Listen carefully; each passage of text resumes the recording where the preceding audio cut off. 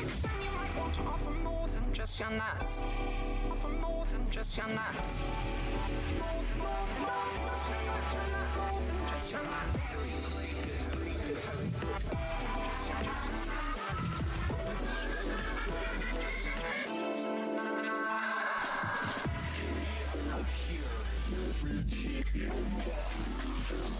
Hello, Paizo! And friends! Hi, Paizo! Welcome to Pathfinder Heroic Endeavors, where we play Pathfinder for about 2.5 hours every Tuesday for about 8 weeks. I'm done being weird, I guess. Are you? I like No, I mean, not like... Weird Jim or no Jim? Yeah. Yeah. Weird Jim. Weird Jim. Weird Jim. Weird Jim. I'm Jim. Oh, weirder. Okay. As you can see, we're all back in the dungeon, ready to play some more Pathfinder for tonight. This week, we are celebrating the Bloodlord's Adventure Path by giving away the Zombie Feast, which is the first book in that adventure path. We are giving away a digital copy of that, and we are giving away a digital copy of the Pathfinder Beginner Box. Those are Gleam contests this week, so if you want to enter, make sure that you are using Gleam in chat. Is it It's exclamation point giveaway. Exclamation point giveaway is the command in chat to enter our Gleam contest, which will get you entered into the drawing for those 2 digital prizes. 2 winners at the end of this episode. You know, we're super excited about it. But before we do any of that, We the read screen's going to comments? do all kinds of weird stuff. We don't know what's happening. Yeah. Text going wild. It looks like we're supposed to be doing a comment break, but there are no comments. This is where we go old school. Oh, I can read You're them. gonna get I'm right on gonna Twitch. get yelled at. Do it. All right. Read a comment. Joey Flip says Moondust carries. Thank you. Agreed. Carries what? The team. To their graves. Yeah. Oh, wow. Clearly you've not been watching the show. Ghost Rider 19 is in the chat saying, I've been here before, but wanted to watch again. Well, So good. welcome We back. like it. Ghost Welcome Rider. back. Come back next Tuesday, too. We'll do it again. For 8 weeks.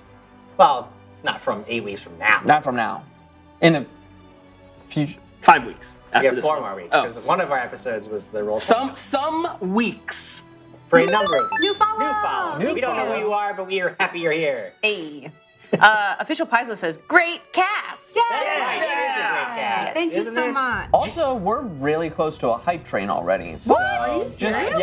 just saying, the hype is out there. Yes. The hype is It's real. out there. It's real. JD Hood says, hey, it's my favorite people. Yay! We're the best ones. Yay! Thanks. Yay. We also have Aussie Gamers commenting, comment, hee. Hey, that's a good one. Now, is Aussie get Gamers it. the one that called you out For or having- recognized your Thank you. your Crocodile Dundee accent, Yes. right?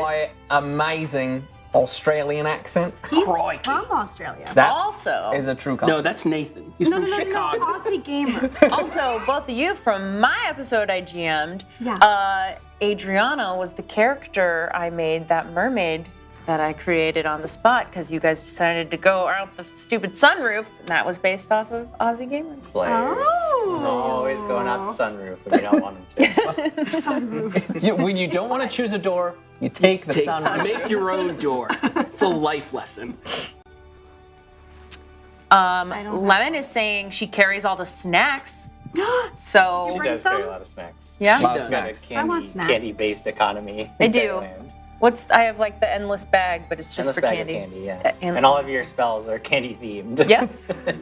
Army Woman 00 says, love this even when the Rat King isn't on. Oh. Lol. I choose mom. I will never never refer to him as the Rat King because that's a villain in Teenage Mutant Ninja Turtles. I mean, but Is he a king? But let's face James isn't a villain. but his character. Is he? no, not a he's villain? just a chaotic insertion of dark energy.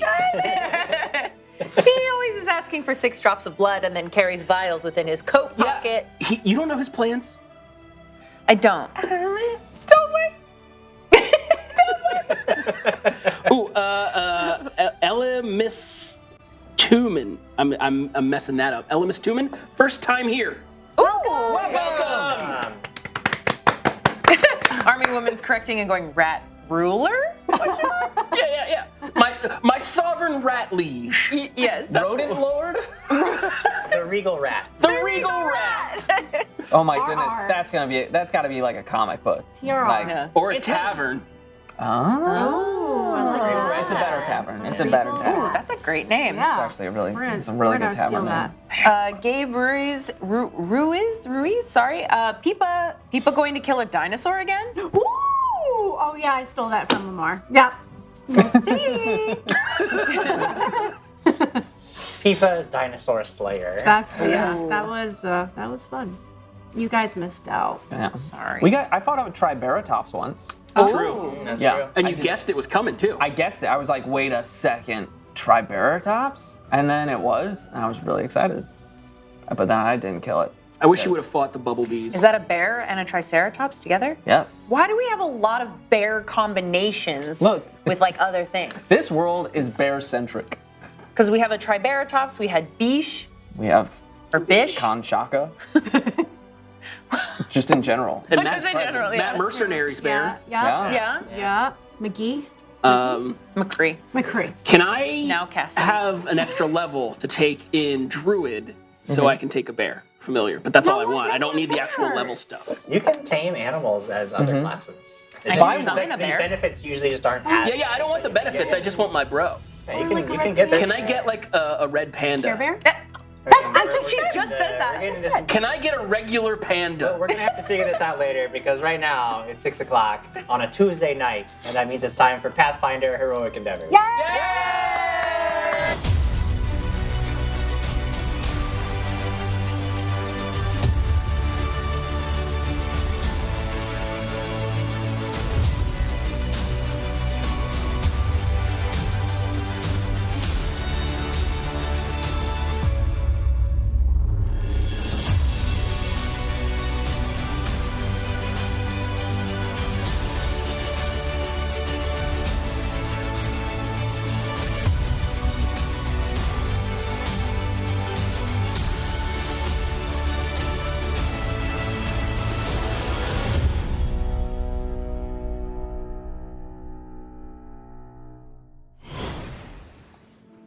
There is intrigue in King Chauncey's court. HEI has made increasingly bold assertions of their legal right to control the kingdom as part of Chauncey's contract with the company. And while it's difficult to determine just how hard they might push in the coming days, there are signs that they're very serious about their desires to establish a foothold in Helgervanger.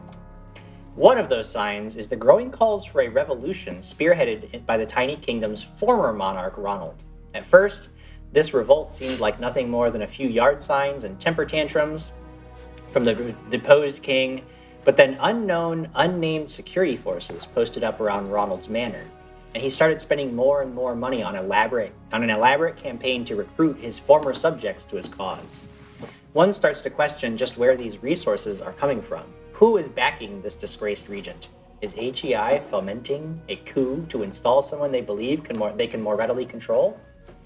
But in the background of all this is another plot, a much older plot. The case of the abandoned Swiftwind's Trading Company laboratory in the woods, north of the tiny kingdom. King Chauncey and his companions discovered Swiftwinds had long ago been doing something mysterious and undoubtedly dangerous in the woods, something they put a lot of effort into covering up when they bailed on their project. Something that still haunts the kingdom today. While investigating this abandoned facility, the heroes discovered only ruins and an old recording device that gave him a name, Killian Cray. Unable to put these old mysteries out of his mind, King Chauncey has gathered the four of you to him. certain he can trust you to be discreet. He's asked you to meet with Myrtella the Woods Witch and see if she will commune with supernatural forces to seek out Killian Cray, find out what Swiftwind's trading company was up to in his kingdom, and perhaps uncover a way to force HEI to back off in the process, as you've discovered hints that they were also involved. Thus far, you've agreed to help, and so you now stand gathered outside the tilted iron fence surrounding Myrtella's tilted house. What do you do? Well, Peeper. Hi. Flotsam. Flotsam. Flotsam. Moondust. Do you have candy? I just like pop out from Diana. Moondust, do you have candy appropriate for meeting new people? Oh, yes. And I learned about this new candy, and it grows on this black, leafy, viney thing, and it's got this red little center thing in it. But I just can't remember what the name of it was. What do you mean you can't It's remember? called Red Widow. Yeah! He did it! It's called Red Widow, and it's really exciting, although you're not supposed to eat it unless you want funny things to happen to you. Anyway, and she like throws candy at you. Like, Flotsam will just catch as much. I would imagine that's just sort of a flourish that you put on the end of all your statements. You're just like talking to somebody and you're like, and candy. Pocket candy. Yes. This is my very best friend because there's candy involved. I know. I learned that. She's my very best friend too. That's candy. What about you? I have this dog. And he looks down at Ajax. Also, my very best friend. Candy. I don't carry candy. A candy, a Werther's original, hits me in the face. Well, you've been spending a lot of time in Helgervanger and with Moondust, so I would imagine that you probably are always carrying candy, but it's like one of those things where like every time you reach into a pocket, you just like find some more candy. But it's usually like, because you didn't know it was there, so it's like some melted chocolates that's sticky on the inside. It's just either I didn't really know it was annoying, there, yeah. or like she just keeps throwing candy at me, Yeah. and I'm like, I can't eat this, and so I just put it in the pocket, and I'm like, so I will hand you a melted glob of candy that is like reformed over time. I'll like try and sift through and find that one fake strawberry thing that's wrapped with the. Okay, now the friendships are sorted. We have to go talk to the Lady Witch Right. about the other guy. I'll be honest, I wasn't listening very well. Killian. Yes, that's the man. Yeah, and we really need your guys' help because we've tried to go up against this thing. It's called a ghost ma. Meh. A ghost ma. Horse. It's a horse. No, it's a ma. No, it's a meh. Ma. It's a ghost ma. It's a ghost meh. Ghost meh. M-A-R-E. Yeah, and that's how you pronounce ma. Ma. Meh. Meh. Are we all making fun of Hawk? What? No, it's really called a ghost ma. Oh. Okay. And why are we doing this? And does AGI know? Oh, well, not Well- so sure if HEI knows, but I will tell you that I know a lot about unicorns, and this ghost ma is actually like this really kind of scary thing that could potentially be part unicorn, and I'm just really nervous because I love unicorns. I was raised by unicorns, so I obviously want to make sure that we can go find it and hopefully make it feel better and be back to its normal happy unicorn self. So we're saving a unicorn? Well, we're trying to investigate what is happening with former King Ronald, because he seems to have done a coup type thing, and we want to talk to Killian about what's happened with Swiftwinds and if there's any connection to Swiftwinds or heroic endeavors coming over and trying to instill a king of their own that they can control a little better, because I don't know if you've ever tried to control Chauncey in any way at all whatsoever, but he's ornery is what I would say. He's I pretty would ornery. say that he's pretty wonderful and delightful and nice and my very best friend. So ornery. But yeah, so the mission is talk to the witch, see if she can commune. I don't know, magic. I think you understand magic more than me. Okay. But like talk to the dead So- or With magic? I don't know. With the Again, dead? I don't Remember, I don't understand. But the dead usually don't talk to you. Well, they don't usually talk to me. So how do you? No, the witch does Oh, it. the witch is dead. But the witch is alive. No, the witch is hiding them all. And the witch is actually really nice. And this is the one that has this plant that I was telling you about that we shouldn't eat because it makes you feel really funny. But why is the house crooked? It's That is a tilted. great question. I don't know. I brought it up the last time. She just kind of shirked me in terms of a response. What I do remember is someone said there was magic. I don't know if the fence was magic or if the whole area is magic because a witch lives here, but we may want to just yell for the witch, or if someone can do like, I guess I could throw a rock at the door. Oh to no, knock. don't throw rocks. I learned that from a very young age that it's very not nice to throw rocks at things. But, sometimes I throw rocks at people. Well, what if I just knock on the door? Well, you got to get through the gate first, and remember the gate might be magical. Oh, I'll go. Wait, is this witch nice? She's very nice. I think she's a good witch, but she might be a bad witch. I don't know. Chauncey liked her, so again, no real knowledge. Which gleaned. also means that she can absolutely be trusted if she's a friend of Chauncey's. But we should take some caution. Yeah. So were you going to fly over Oh, the magical gate and try and knock? Mm-hmm. All right. And I'm gonna fly just straight on over to the little window and just go. Okay.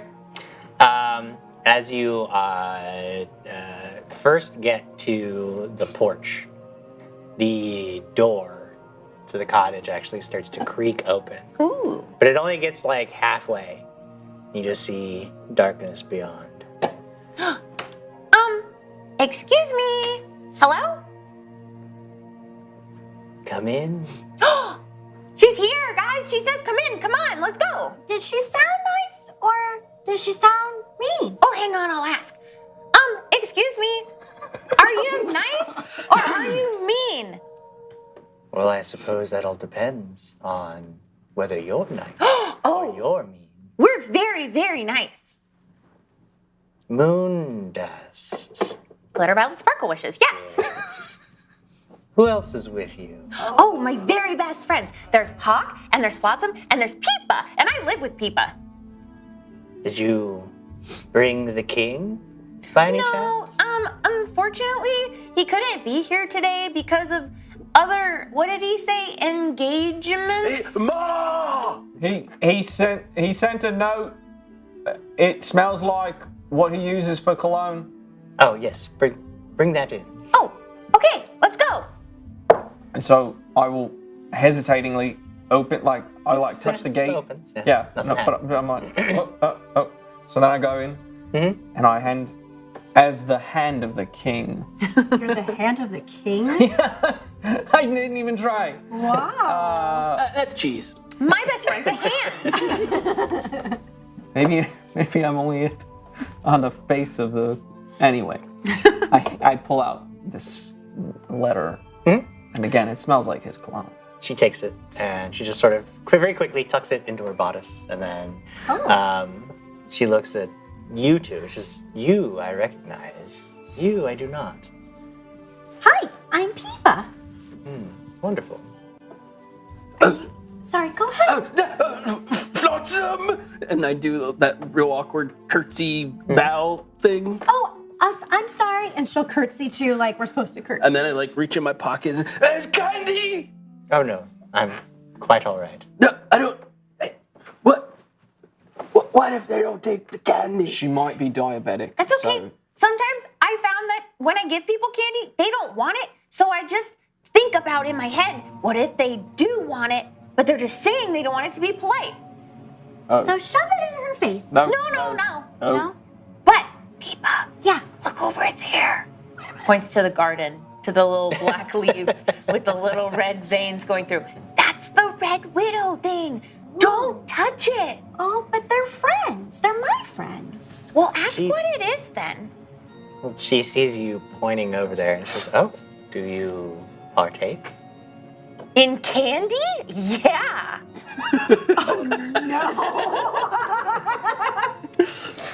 I don't. Oh God, I don't have it in a candied form, but I do make a delightful tea. Oh, Perhaps later, though. For now, I believe it's business. I don't want to hurt the plant. I don't like dirty water. Ah. Well, okay then. No tea for you. Close. So close. Why is it you've come to see me today? We need information on a man named Killian, and Chauncey pointed to you because there seems to be just like a little bit of a coup happening in, the kingdom. Yes. And there's a man named Killian who might have the answers we need. So you're looking for them still, aren't you? Yeah, remember? People with the building that spontaneously caught fire? And the Indeed. ghost ma. Yes, I've heard that is still roaming about. I Exciting. don't like the way you looked at me when you said that. I don't even know what it is yet. I don't either. Well, there are ways we can find someone, but I will require your assistance if you wouldn't mind coming in. Oh, She just like disappears into the shadow beyond her doorway. Can we use some light? Yeah, I throw dancing lights. Okay. But The mostly inside like is lit. right around Peepa though. So Peepa's Yeah. like a little Christmas. Peepa is glowing. She's a Christmas tree with me on her shoulder. So you head into this simple hut, really. You see there's full of odds and ends. Why don't both of you make an occultism check? You guys have already seen sort of what's inside, but you go in there and there's dried herbs hanging from the ceiling. Oh, and my friends. shelves full of jars with bugs and parts of animals and Ooh. bones. Oh, hero point? 27. 27. You get a very distinct feeling about all of this. It's she's obviously very well acquainted with occult magic and practices, and they keep calling her a witch, and it's very likely she truly is one. Though you don't really get a sense for what kind of patron she might serve just from looking around. Though you do see that that now, like crawling, like at first you thought that like it was like something moving in her hair, but crawling up out of like the shoulder of her shirt is this scorpion that like crawls up the side of her face and like perches on top of her head. Oh. And when it sees you looking at it, it sort of like snaps its little pinchers at you. Oh. Is that your pet? Oh, in a manner of speaking, yes. Oh, what's his name? I can't tell you that, I'm afraid. Don't worry, Peepa. He doesn't trust you. He Not likes yet. candy. Oh, give him candy. Because Okay. he was reaching out. No more candy. Aw. Last time he was very sick. Oh no, okay. I don't want to make him sick, but he likes candy. Okay, you should sneak it later. Okay. This is a very interesting home that you have. Yeah. Where are we going? We're already here. Oh, This Killian Cray, do you have anything that might connect you to him? It would make things a little easier. We have this broken thing that somehow his voice came out of, or words about him, and I hand over like this recording device, the pieces that we had. A weaker connection, but better than not one. We also have this piece of paper that just randomly said Swiftwinds on it. I don't know if he Perhaps a touched it. connection. Maybe. She holds out her hand for the objects. I hand them over. She sort of goes over and she puts them on this table, and then on that very table there's this sort of lump that is covered in a black cloth that she sweeps aside, and you see it's this big crystal clear, it's a crystal. It's like a crystal formation, but it's absolutely clear, flawless. At first you think it might just be glass, but she says, if you don't mind, since our connection to this Killian is weak, I'll require some assistance in finding information about him. And she gathers you around the table, And she reaches out her hands to either side. Oh. Everyone join We had hands. to do like a holding hands thing. I'm pretending. Okay. And she starts to focus, and she begins to cast a spell. Anybody who wants can make an occultism check. Instead of that, could I read her aura? Yeah, absolutely. Oh yeah. Mechanically, just let me know what I need to. So basically, I stare at her for a minute without blinking. Yeah. I gain her apparent attitude towards us in general, and then it's a occultism check, a secret occultism check against the target's deception DC, and if it's higher, then I find out if they're lying or being deceptive in some way. You get. She has a very strange. You get a very strange sense from her, but she seems to be friendly towards you all. Like she seems to have good intentions, and you have a strong feeling about that. Like you feel very certain about this. She is genuinely interested, at least in whatever it is you're doing. She's quite interested in being helpful. Did anybody want to make an occultism check? Ooh, 28. 28. You can tell she is attempting to reach out. She's attempting a scrying spell. And she is focused on the target of this, and she is going on and on and on. And that crystal in the middle of the table, that begins to fill almost like with a smoke, that there's a moment where you think you can like see a figure walking in that smoke or that fog, but then it all just disappears, and all the fog seems to drain out of the bottom of it. That's because we need to And hold she hands releases again. your hands, and she says, Or we hold them again. "You can hold We hands." hold again. hands again. Yes, I let go too early. But she.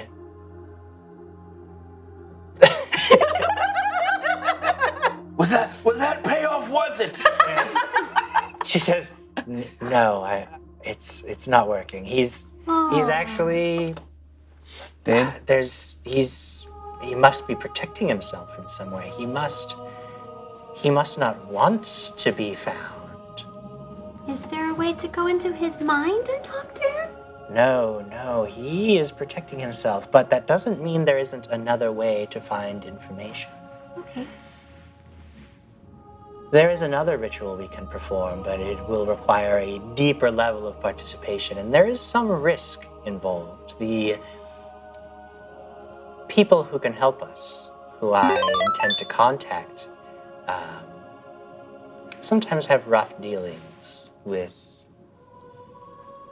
others." Is it a guy named Felkotha? Because I've already defeated him as a part of a group effort. I know of no Felkatha. All right, well then, as long as it's not that guy, he was not very fun. Very aggressive. Oh, Yeah, that's not good. no. She begins to gather other reagents, laying them on the table, several candles, she lights them. There is a sort of sickly sweet smelling incense in the air pretty soon.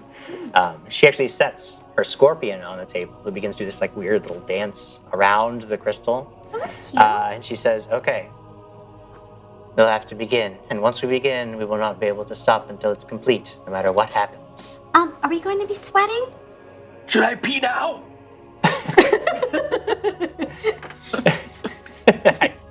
Yes, go to, hold on everyone. Yes, go to the bathroom. I'll be back. Okay. So, while he's gone, each of you will have to focus your intentions on this ritual. We are reaching into a very dangerous realm and contacting some very unorthodox individuals. Oh. Is this Payoff. the payoff's good? No, the payoff is always good, yes. Now, with the people that we're going to be connecting with, like, are they going to possess us? No, we will just be speaking with them, but they may want something from their services. I'm sure Flotsam can provide. Like candy. Or candy. Are they going to hurt us? Almost certainly not. Okay, great. Almost. We Try follow it. the rules. Rules. Flotsam will provide what? A present. We have to give presents to some people. Oh, okay. Just be prepared to give them something. I get ready to sit back down in the circle, and I like shield myself to the witch, and I like open my vest, and I point to the inside of my vest, and there's like 5 of these leaves of the Black Widow or the Red Widow. All right. And I just wink at Moondust. So what Myrtella is why can't I think of a word? What Myrtella is suggesting is a ritual casting. Now, ritual spells are special spells that typically you cast them over an extended period of time. They require a primary caster. In this case, Myrtella will serve as a primary caster, but you all will serve as secondary casters. Okay. Okay? Except for you. Anybody can participate in a ritual. You don't have to be a spellcaster or have any connection to magic. You are just there as, you support the ritual in some way. For this particular ritual, you can use any of the following skills. You choose which one you want to go for. You can use religion, Okay. occultism, Okay. arcana, Okay. or performance. Is there supposed to be some sort of dancing aspect to this I'm particular gonna be ritual? perfect for this. Indeed. What about unicorn lore? That is not part of this particular ritual. As he's reaching into a space beyond this plane that does not involve unicorns. Now, as secondary casters, if you critically succeed on your check, you actually provide the primary caster with a bonus on their check. If you just regular success, simply allows the ritual to continue. If you fail, though, you provide a penalty Ooh. to the ritual casting. Okay. When everybody has made their secondary checks, the primary caster makes a check, and the results determine the effect of the ritual. Okay? And I leave it a little bit up to you to sort of tell me how whatever skill you pick, you can kind of determine, like, how are you participating in this ritual? Like, what are you contributing to the act? If you were using a performance, are you singing a chant? Are you dancing like the scorpion? If you are, using your arcana, are you focusing the weave of magic around you? You can kind of determine how it is that you're participating in this particular ritual. But either way, she begins waving her hands over the crystal and chanting this low, you almost can't make out any words, and it almost sounds like she's just humming at first, but occasionally there's like something in it.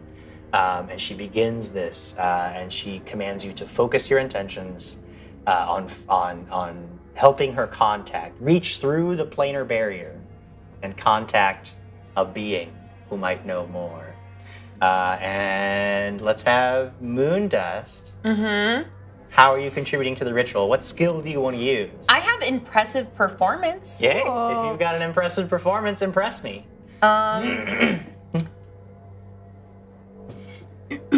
Sorry, hang on. I will not. Did you say diplomacy could be one? And I said religion, occultism, arcana, or performance. Performance. Okay. But I don't know what my impressive performance does for me. I think I can just use my performance instead of diplomacy. Yeah, I think you can use that to make an impression on people. Like, But my diplomacy's higher. well, you can't use diplomacy on this one. Okay. Sorry. So, what I'm gonna do Yes. is I'm gonna fly from Peepa's hair. And she's still got all the dancing lights kind of all around her.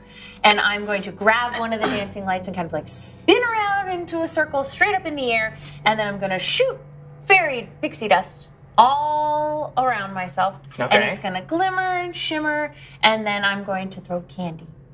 Okay. You begin throwing candy, making offerings of candy. And one will like bounce, bounce, bounce next to the scorpion. Make true your intent. performance check.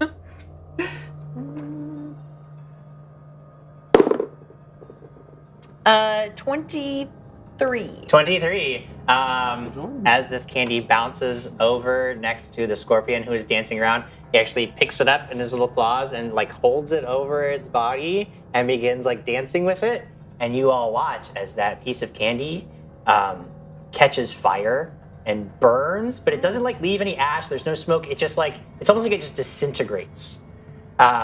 And as more of the candy that you're tossing begins to fall on the table, the scorpion begins dancing around the table, picking up the pieces of candy, almost as if making offerings of them to whatever being you're attempting to contact. And you have succeeded, and the ritual proceeds to Hawk. Hawk, how are you contributing to the ritual? So, out of all the options Hawk has been given, he's going to be pulling out from his pouch a string of prayer beads and just kind of like praying for guidance over this as we are looking for these answers, just hoping that the gods aid in this, but also that we would be protected from any harm through this bit of a dangerous process. He's not a very religious man, but it'll be a 15 total with a 12 on the dice. 15 total. You begin praying. Probably not something that you do a ton of. And at first your words are very strong. You feel like you're like, all right, I'm just, I've got a mission to do. I'm here to complete this job.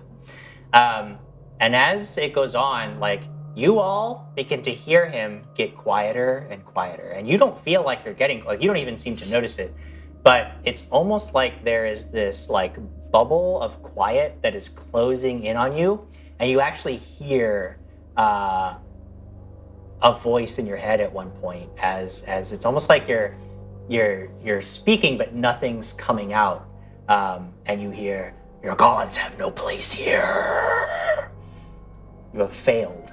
Ooh. And the ritual, like it's not going well for Hawk.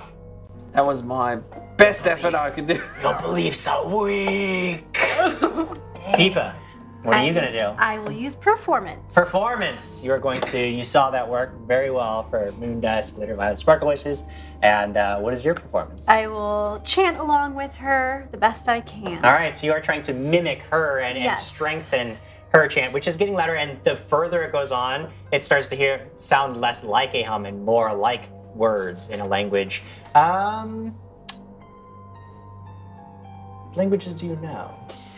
Let's see. I know none selected.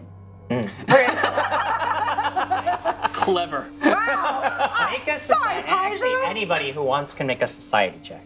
That is bad Give on me. I everybody an opportunity apologize. here to figure out. 18. 18, 13. 13. When do I get to do acrobatics? We'll get there. But you just begin trying to strengthen her chant. You're trying to Yes. mimic her cadence and her tone. Go ahead and make your performance check. See if you can Okay. follow along as she chants in a language you do not know or understand. 14 plus 12. Was that 26? 26. And yes, you are able to follow along with her, and it becomes almost like a song. You start to actually pick out the rhythms of it, and you can even enhance it sort of as with instruments as you're matching her, and it gets louder and louder. And even though Hawk has been sort of drowned out by some strange, almost oppressive supernatural force, your music is sort of overcoming that sort of Nice. almost silence, like enforced silence that you can almost feel closing in around you all. And we move on to Flotsam with his psychic abilities. I'm gonna go with the occultism check, Okay. but I'm gonna do it. Now do you happen to have, because I believe you took with your 6th level, you took a With my dedication. 6th level, I took a dedication in thaumaturge. Yeah. Do you have the Esoterica lore skill now? I trained. do not, Okay. unless it came with a thing. I I didn't I'm not get sure if a benefit lore Okay. I don't out know of if the it. dedication gave that to you automatically. No. Okay. Then just go ahead. You can make your occultism check. But what I want to do is, it's not supposed to be used this way, but you've seen me cast spells before. You can kind of see, like, when I do it, the elements kind of tend to dance around me. But I'd like to unleash my psyche and just embiggen my psychic presence, so it's easier to kind of manipulate and drive around. So let's see what happens here. It's a 19 on the die, plus 11. That's a 30, Jim. 30. I imagine it almost like you become sort of like a signal amplifier as you are literally attempting to reach out into somewhere. You don't even know what you're reaching out into. But you know you're trying to become a receptive to send a signal and to receive a signal. So you sort of use your psychic, you unleash your psyche to become a signal amplifier, to break through whatever barriers might be between the planes, so that you can contact whatever it is you're attempting to contact on the other side. And with 3 successes and only 1 failure, it's going to apply a -4 penalty to this check. Now, I have Martella's stats here, but I think one of you should actually roll the primary check. Do we want to give Hawk an opportunity to redeem himself by rolling Come a on. die for Come on, Martella? Hawk. Come on, Let's do Nathan. Hawk. All right. Don't suck. Here we go. What is it? 18 on the dice. Oh, so smooth as over. Okay, good job. Oh, phew. Even with Hawk being unable to focus well enough to contribute to this ritual, the rest of you pull together and you hear Martella's and Pipa's chanting reach a crescendo. And this crystal on the table begins to glow with a fiery red color. And as it does, you see a tiny figure that begins to take shape in a smoky haze within. You see it as a small, winged devil holding a clipboard. Well, that's not nice, Jim. And you hear, What? "Hello there, you've reached the Infernal Information Hotline. Anything you want to know for a price you don't? This is Gibbet speaking. How can I help you?" Oh my god, Gibbets! Hawk just kind of backs up to the corner. Oh, shit, that's right! Hawk just backs up. Sorry. And it's just like. And she just points to the other guys like, you talk. Hi! I'm small, like him. I'm gonna run over. Can I shake his hand? No, he's just like he's in a a like ball. an image in the crystal. I go to try to shake his hand. Okay, yeah, I mean like And I you hit just like hit the crystal. Yeah. Well, Nah, hold on there. I'm not really there. I actually can't come to the. I'm not physically there. We're just talking. hi. Actually, as I understand it, you've successfully completed the ritual to contact us, and this entitles you to 1 free question and 1 truthful answer. So, congratulations. Oh, and, thank you. I'm gonna and fly he to looks the- around the room, and he sees Hawk hiding in the corner. He goes, hey, there's a guy who shot me. I see this. See this, old man? Yeah. Happy with your handiwork? Thanks to you, I'm stuck in answering these mortal questions all day for the next, 98 years? So, hope you're happy with yourself. I Did you call me just to gloat? Is that what this is about? No, I don't usually gloat. Usually I don't get a chance to communicate with the creatures I've killed. So this is a little awkward for me.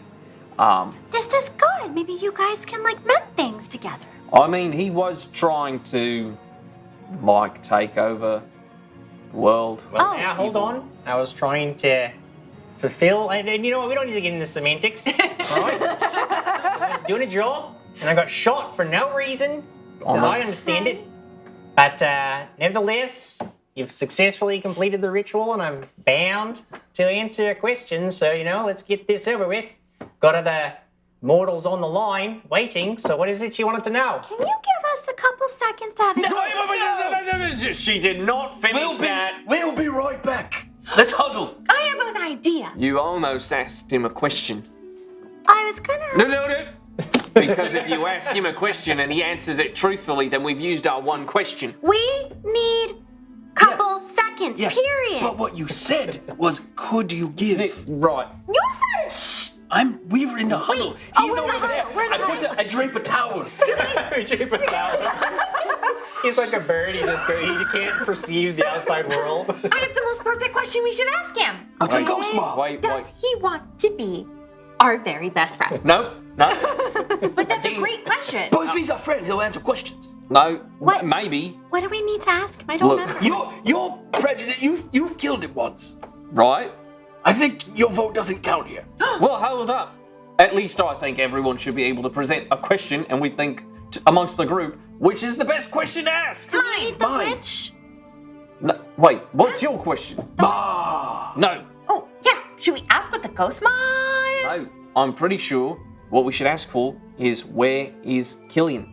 Because remember, we came in here to get information about him, Oh, yeah. and then she was like, we can't see him, so we got to contact someone. So now, the best thing would be to go Make find sure him. you say the last name, because it could be any Killian in the world. Right? Make I sure- don't think I should ask, though, even Also- though we've got the deal going. Can you put a comma in the question? Yeah, we should make sure that our question is really long so we get everything And answered that we super, want. yeah. And we could trick him.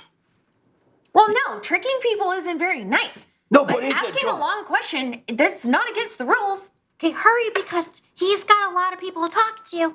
Okay, well, I who's don't going to think ask he the does. question? Okay, so who is Killian Should we Gray? say, where can we find Killian Craig? Where and who is Killian Gray? And what's a ghost mom? What is the quickest way to get there? Which one? Where? Where is he? What's That's the most Killian important Gray? thing. Right. Not But what if he says, oh, he's in the world somewhere, and we're like, oh boy, that's not very specific. where Ask in for the the world? closest cross street. Where in the world is Killian Gray? What is his latitude and longitude? What if he's not on this plane? I don't know if they have latitude and longitude technology built into their cartography system yet. They haven't figured it out Figured it yet. out Wait, yet. wait, hold on. Maybe we could streamline this whole thing. What do we want to ask Killian? Maybe we could just ask this guy. But what if he doesn't know the answer? But we only get to ask this guy one question. We might want to ask Killian a whole slew of them. I like And questions. also see if there's any clues around where Killian is. Maybe we ask how we could capture him. Well, again, we would have to know find where he is. But that would come in that answer. Would it? I don't know. What if we ask, hey, can you tell us how to find Killian Craig? But the answer to that could be, Open yes, your I eyes. can. Oh, That's why we need to tricky ask, one. where Specific. exactly is Killian Craig? perfect. We're gonna say that. You ask him. No. You're his best friend. No, they're not. But what if he tries to trick you? Exactly. He said it's gonna be truthful, though. He did. I just feel like there's You a little bit of should've bad talked to blood him. since I killed him. You just said tricking is bad. Yeah, But he's got. but sometimes people do it. So do they? No, he's But little. Binacorn? it's not nice So, to make okay, fun of people just like to I'm not making fun formulate of him. this question Okay. properly, we should say, Where? exactly in the in world. the whole entire universe Yes. is Killian Craig? How do we get to him? Would you like a candy? Would you want to be my best friend? That's such a good way to end the question. What do you think? I'll be in charge of the question as much as it pains me. I think I should, after all of this, I've And become. ask about the The ghost ma! Hello, And Gibbets. also how to make the candy out of that special leaf out in front of the house. Do you think he'll be truthful to you, though, Hawk? He has to be. We completed the ritual. You can murder him again. No, that's not very nice. Maybe one of us should ask, not you. Okay, I mean, if you killed me, Peeper. I'd be very mad, and I'd Peeper. want to kill you through the glass thing. how would you ask Wow, this Peeper. question? Well, What? I mean, What did I say? Would you add anything to the things that I said? no, it'd be, where in the world is exactly Killian Gray? Question mark. Not the world, because what if he's not in the world? Wait, Where? I thought it was Killian Cray. Gray. In the universe? I feel like that matters. It's like we're making a wish. Just go in the door. Someone asked. Okay, very specifically,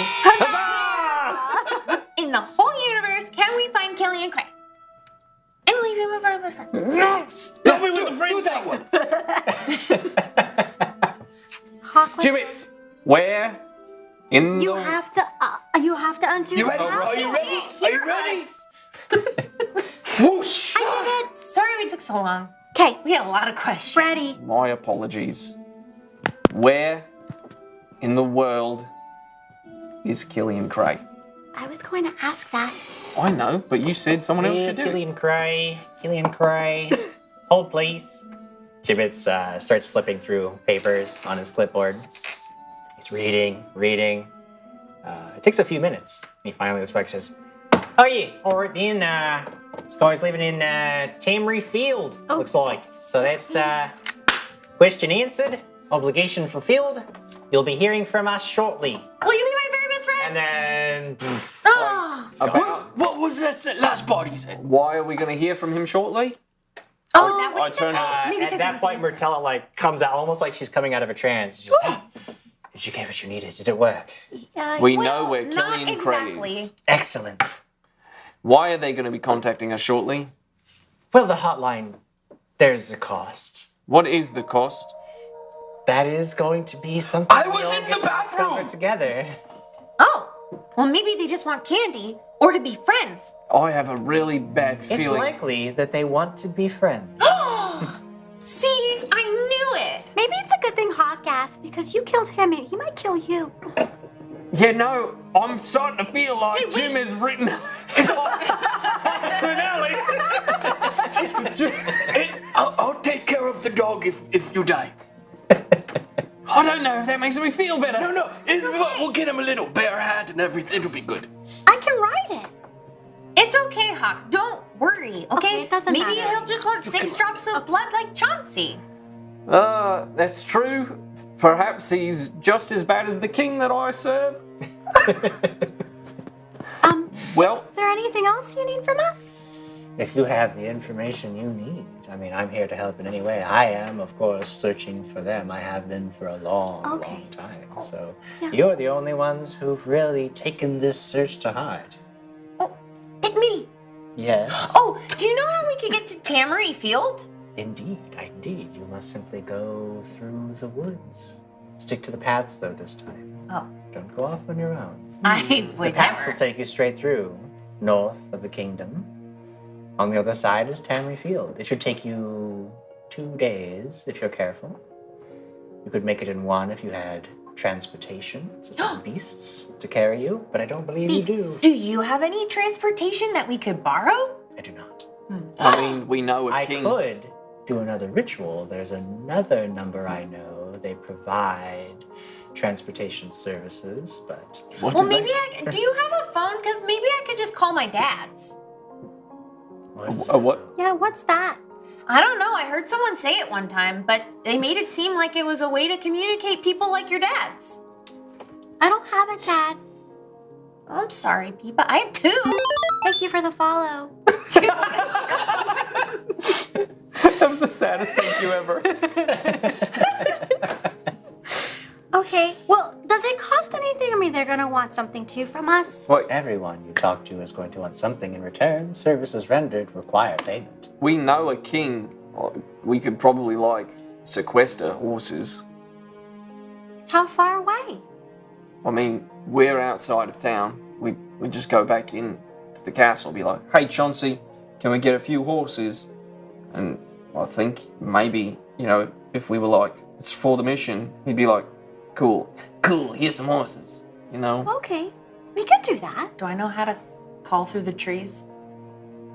I don't. Are you sure? So there's a slight problem with 2 days. Are there any lakes and or large puddles between here and there?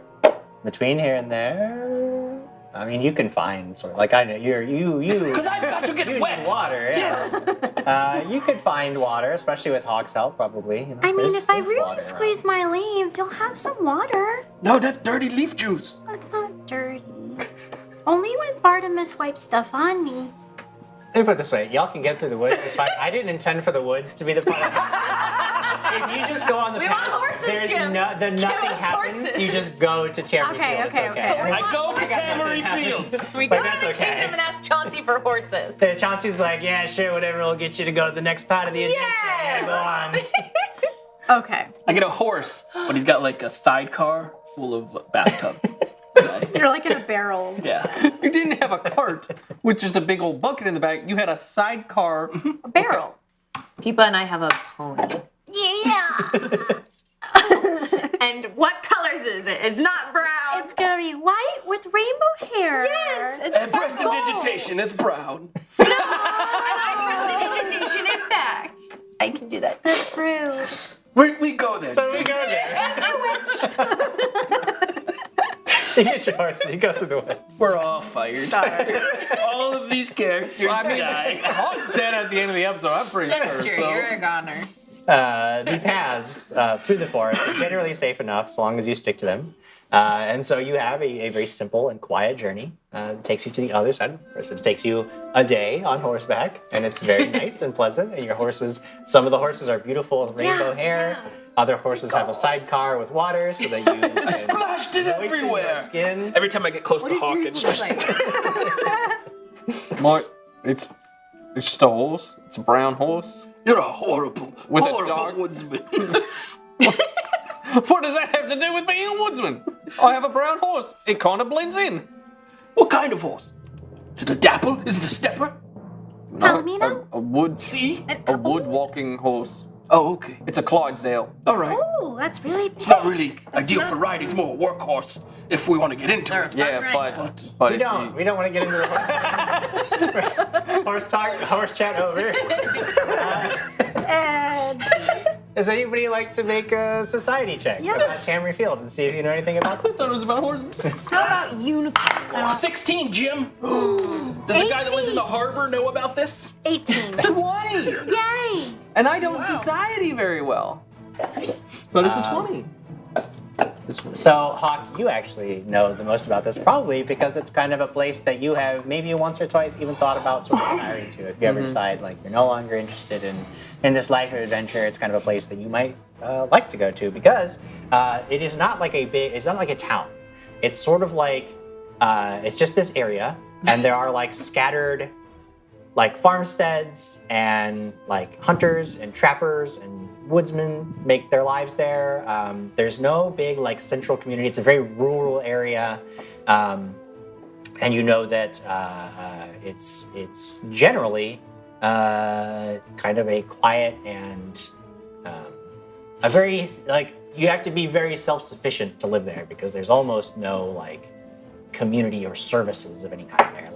Like you go out there and you hunt for your own food or you grow it, and you might barter some with some neighbors, but your neighbors are probably 5-6 miles away. Like it's a very isolated, quiet, self-sufficient type of place.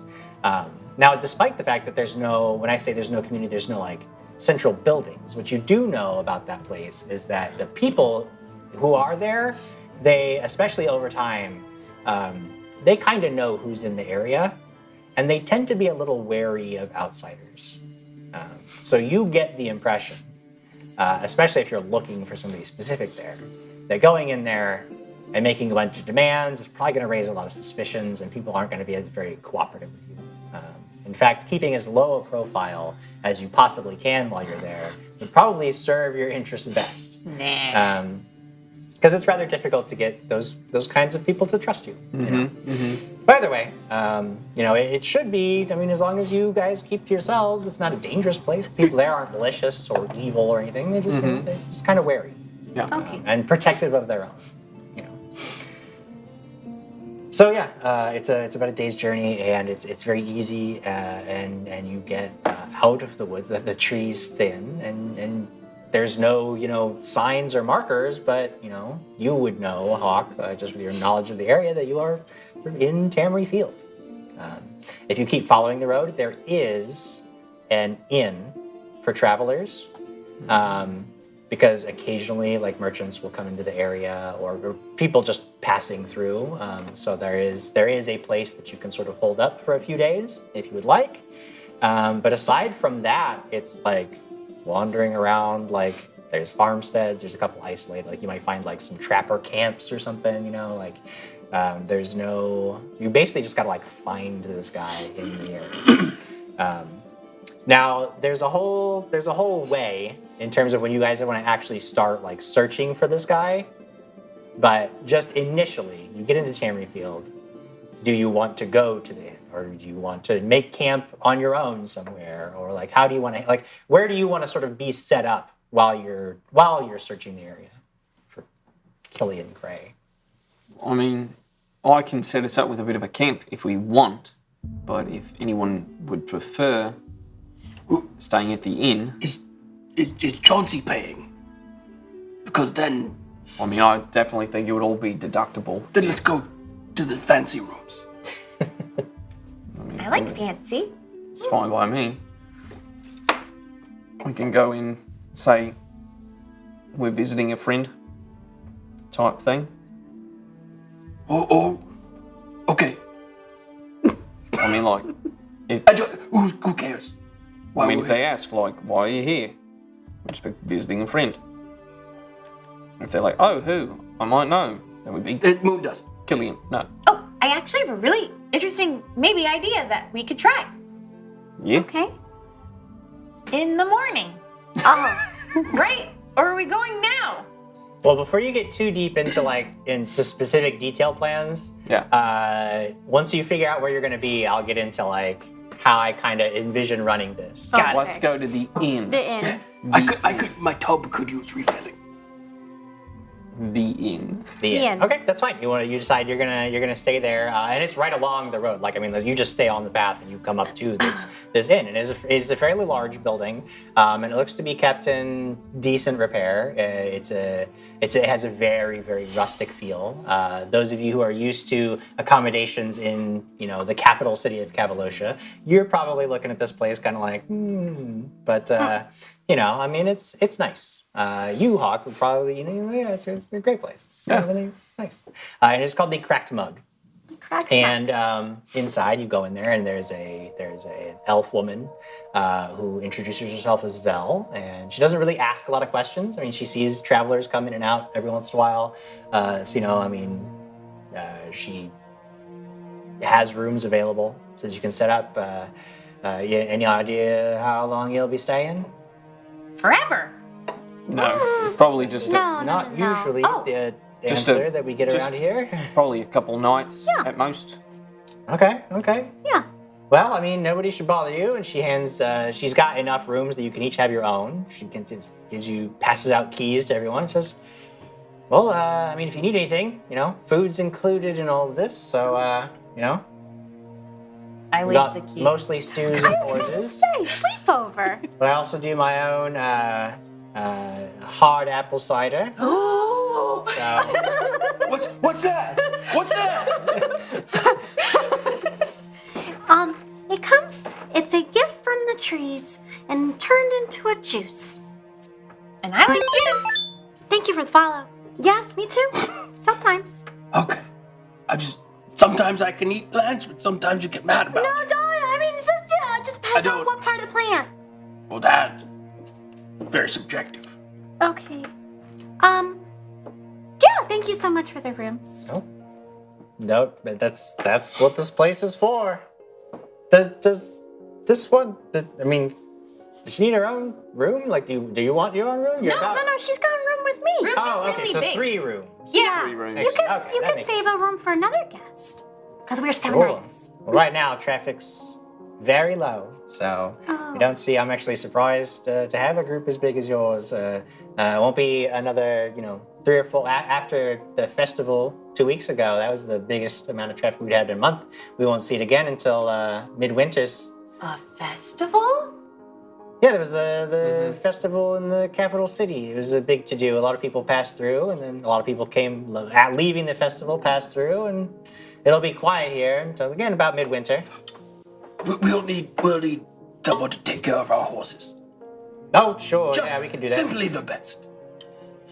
All the oats. Yeah, we know how to take care of horses. That's fine. I just want to make sure they get top notch.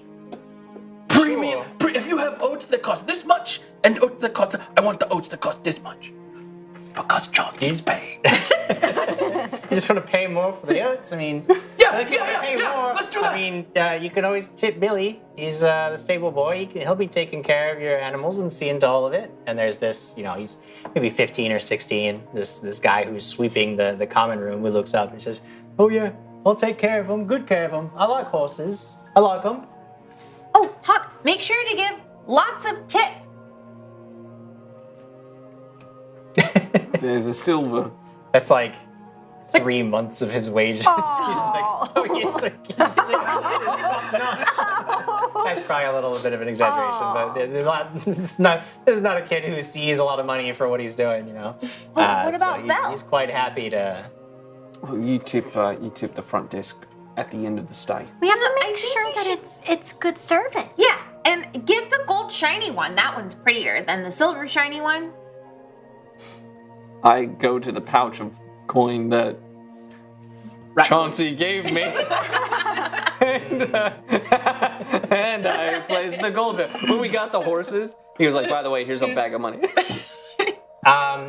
Make a perception. Trying to think make a perception check. It's wisdom based enough.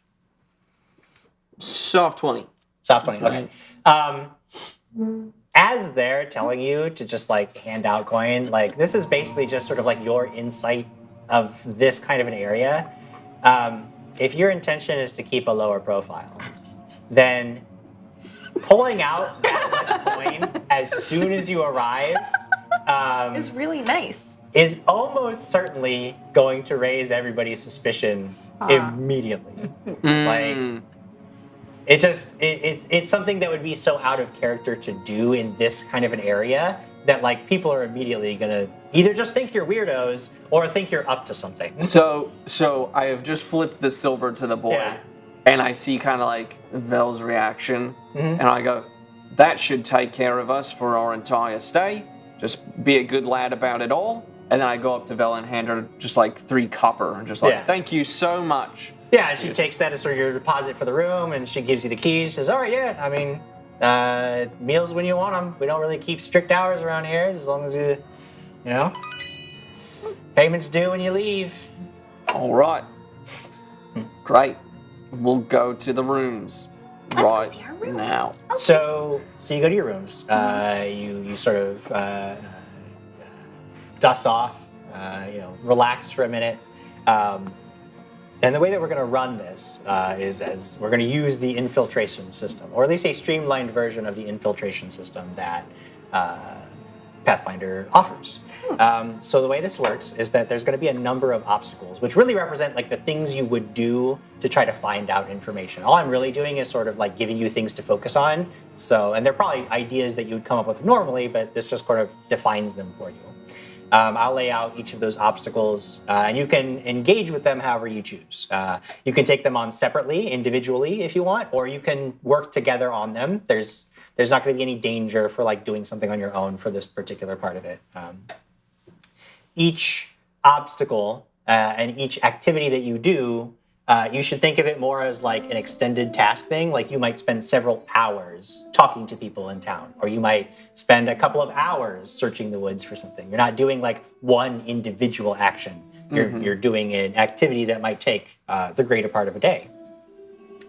Every obstacle, it takes 2 points to fully overcome it, right? A success on your check gets you 1 point. A critical success gets you 2 points. If you fail, you don't make any progress on that. When you've accumulated 2 points, you've overcome that obstacle. And we'll say that when you've overcome 3 obstacles, you will have collected enough information that you could pinpoint Killian Cray's location.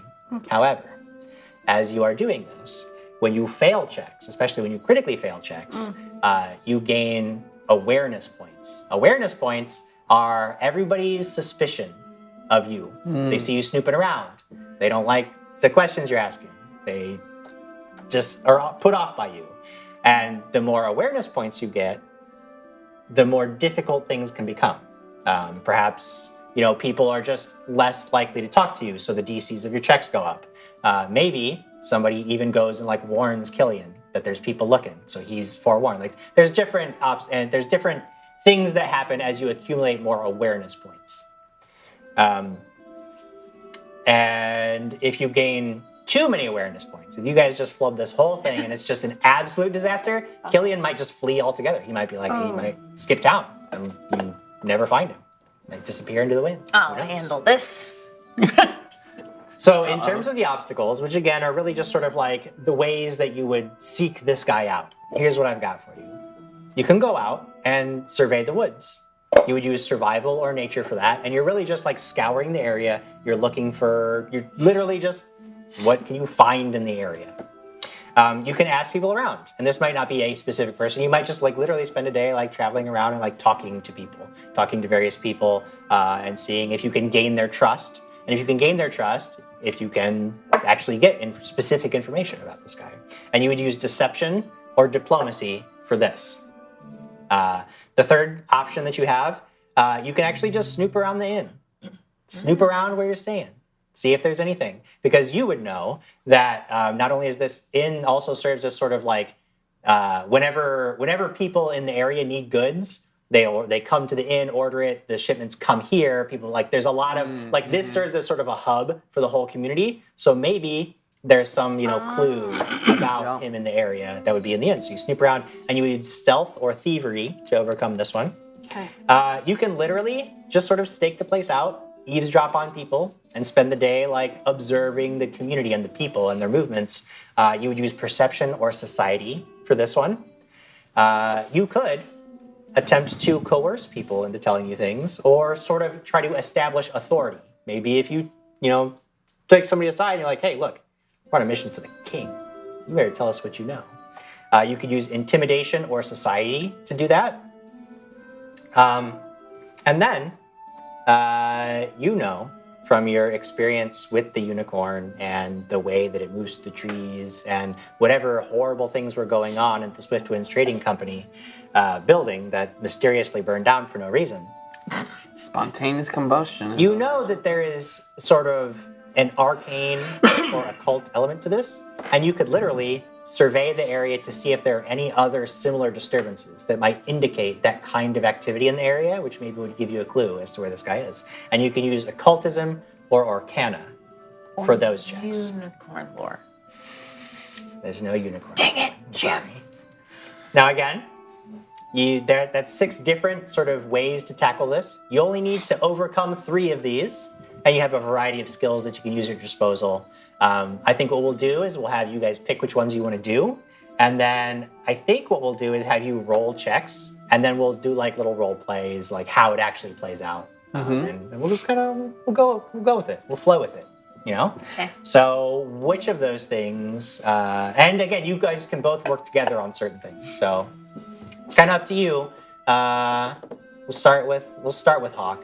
What do you think you want to do, and do you want to pull somebody else into your investigation? Are you just going to go it alone, or what do you want to do? I think I might take Peepa and check the woods. Yeah. Just look around there for any sign of, because there's the main roads, but I think like the thing I would be looking for is like, has anyone been doing anything off the main path and, Sure. and things like that? Maybe look for if there's like a secret store stash hidden somewhere. Sure. And foot tracks. And yeah, footprints Tracks, and just yeah. just the sign that shows like someone's been going through here a lot. Sure. So you can, again, for exploring the woods, you can use survival or nature. Okay. And which of you wants to make the first check? You go for it. I'll go for it? Yeah, you invited All right. me. Come on. With an 11 on the dice, that's going to be a 24. Ooh. 24. Okay. So you start heading out, and obviously there's the forest that you just came through, but there's a lot of like wooded areas around. So you just sort of your first, probably a couple of hours, just getting a lay of the land, finding out what's what, and you start exploring the area, and you go out into some of the remote territories. There's this one forested area that you can, as you're moving through it, you see that it is pretty popular. It must be a very popular kind of area because you find signs of a lot of like there's nobody in them, but there are lots of like campsites that are set up. And you realize that what the people have done here is that people will come and they'll camp. Maybe they do like an overnight hunt or something like that, and there's almost like a sort of you've seen it before in some communities. There's sort of like a take a penny, leave a penny kind of agreement with everybody, where like you'll go there and you'll see there'll be some like bundles of arrows or dry rations buried in wax packets and stuff like that, like camping supplies that you can, when you're camping there, you can use. Yeah. But with the understanding that like when you have things, you'll leave them for the other campers. Yeah. And you basically spend the better part of your first couple of hours of effort going around and seeing where all the camps are and getting a feel for things and just sort of getting a lay of the land. And you've gained 1 point towards overcoming that. Now you have people with you. People, if you want to just keep going with him. Yeah. You can also make a check, or we can say that's what you guys do. You go back, and then you could try a different activity if you wanted to. It's completely up to you. Since I'm with him, let me try the same activity. Yeah. So as basically at the same time that he's doing all this, you're sort of investigating the campsites too, and just getting a feel for the woods around you and see if there's any sign that stands out to you. Go ahead and nature or survival. Okay, we're gonna do nature. That is 16 plus 13. 16 29. plus 13? Yeah. 29. Nice. Yeah. So while he is showing you all these campsites, and you start to notice something very interesting at some of them. Okay. Is that at first you thought it was sort of like random tokens, but you see that on some of the trails around here, they have like different trail markers. And there are all these different colored ones and different like designs, and they're usually like little pieces of ribbon or something very inconspicuous and small. But you start to realize that you're pretty sure that a lot of the different hunters and just trappers and travelers that use these camps and travel through these woods have like their own signature trail markers. And sometimes, not only do they each seem to be personalized, but sometimes you start to pick up on the fact that like sometimes they'll leave each other messages almost. Like one time you see a trail marker with like a deer antler tied to it, and as you're moving through there and you look at you start to see lots of signs of deer in this area. Like they almost like pass messages to each other using these trail markers and little like tokens and stuff. And it's a very intricate kind of like language that they built for themselves. And then you find this one camp where you recognize almost immediately there's almost like a memorial kind of vibe. Something set up here. There's some place of significance. There's this big tree with a hollow in it, and there are a lot of tokens in this hollow. And there is you don't know exactly what, but you get the feeling that there's something very significant about these. So you go in and you're just looking at it, and you see like little pins and buttons, and there's even like a dagger in there, and you're looking around and you see something that catches your eye, and you pick it out, and it is like a metal badge almost, and it says K Cray on it. Oh. And as you're looking at it, it has like, it's like on the background of it is the Swift Winds Trading Company logo. And so you don't know why it's here or what this memorial stands for, but you know that it is very likely that he's in the area somewhere. He uses these trails. He knows his way around the woods, and you've overcome one of the obstacles and gained a significant piece of information that will lead you to the location of your quarry with your actions. So, yay! And we'll say that sort of takes like your guys' whole first day is spent doing that. So we go back in time a little bit, and we go to Moondust. What do you want to do, if anything, to try to seek this guy out? What would you say most of the people around the inn are humans? Just for kicks and giggles, make a perception check or a society check, whichever one you like better. Perception. Oh. 12. 12, yeah. Well, I mean, the only people that you see pretty much through the first, like after you get settled and everything, you're looking around, the only people that you actually see are Vel and Billy. Billy is a small human, teenager. Vel is an elf. You don't really see anybody else. You just haven't seen anybody. You haven't met anybody. So it's hard to say who else lives in the area. I'm going to use my ancestry feat of Fey disguise. Ooh. Okay. I'm going to turn myself into a human child. A human child. A human child. All right. If I can select an age range between the ages of 5 and 8. Okay. All right. And is Flotsam with me? It depends. That's up to Flotsam and you. Flotsam is gonna do some underbelly seedy things. Flotsam has other plans. So my Fey disguise actually gives me a +4 bonus to deception. Okay. So I'm gonna, I guess if the only two people there are Vel and the stable boy, I'm gonna go walk outside. Yeah, you can. There are like places you can go. And I'm gonna look really lost. Sure. Yeah, you want to go out and basically be like a lost child. Yeah, and then if I run into someone, So why don't you make I assume you're using deception since it gives you a bonus on it. You make your deception check, and then we'll see kind of how that plays out. Okay, 14 plus Oh, wow. 16. Okay. Yeah, you start wandering. That is a 30. You start wandering around, and you come up to. It takes a while. It's a long walk, but you eventually come to you see like a farmhouse in the distance. So you start walking up to it, and there's people working in the fields, and one of them is this guy. He's maybe 35, 36 years old, and he looks over at you, and he's like, "Hey, there's a kid over here. There's a child and he runs up. He's like, hello. Are you lost? What's happening? What's wrong? Where are your parents? Hi. I'm looking for my uncle. His name is Killian, and I lost him. That's terrible. Okay, well, come in. So he takes you into the house, and you can see he lives there with his family. He's got a wife who she fusses over for a few minutes. Oh, you poor thing, you walking around. Oh my goodness. And they start making food for you, and they sit you down, and they're like, okay, so tell us everything that happened. We'll get you to your parents. And he says, no, he's looking for uncle. He's, okay, who's your uncle, honey? Tell me all about it. Killian Cray, and that's really the only name that I know for my uncle, but we were out in the woods and I was helping him with something, and then I turn around and I was lost in the woods for so long.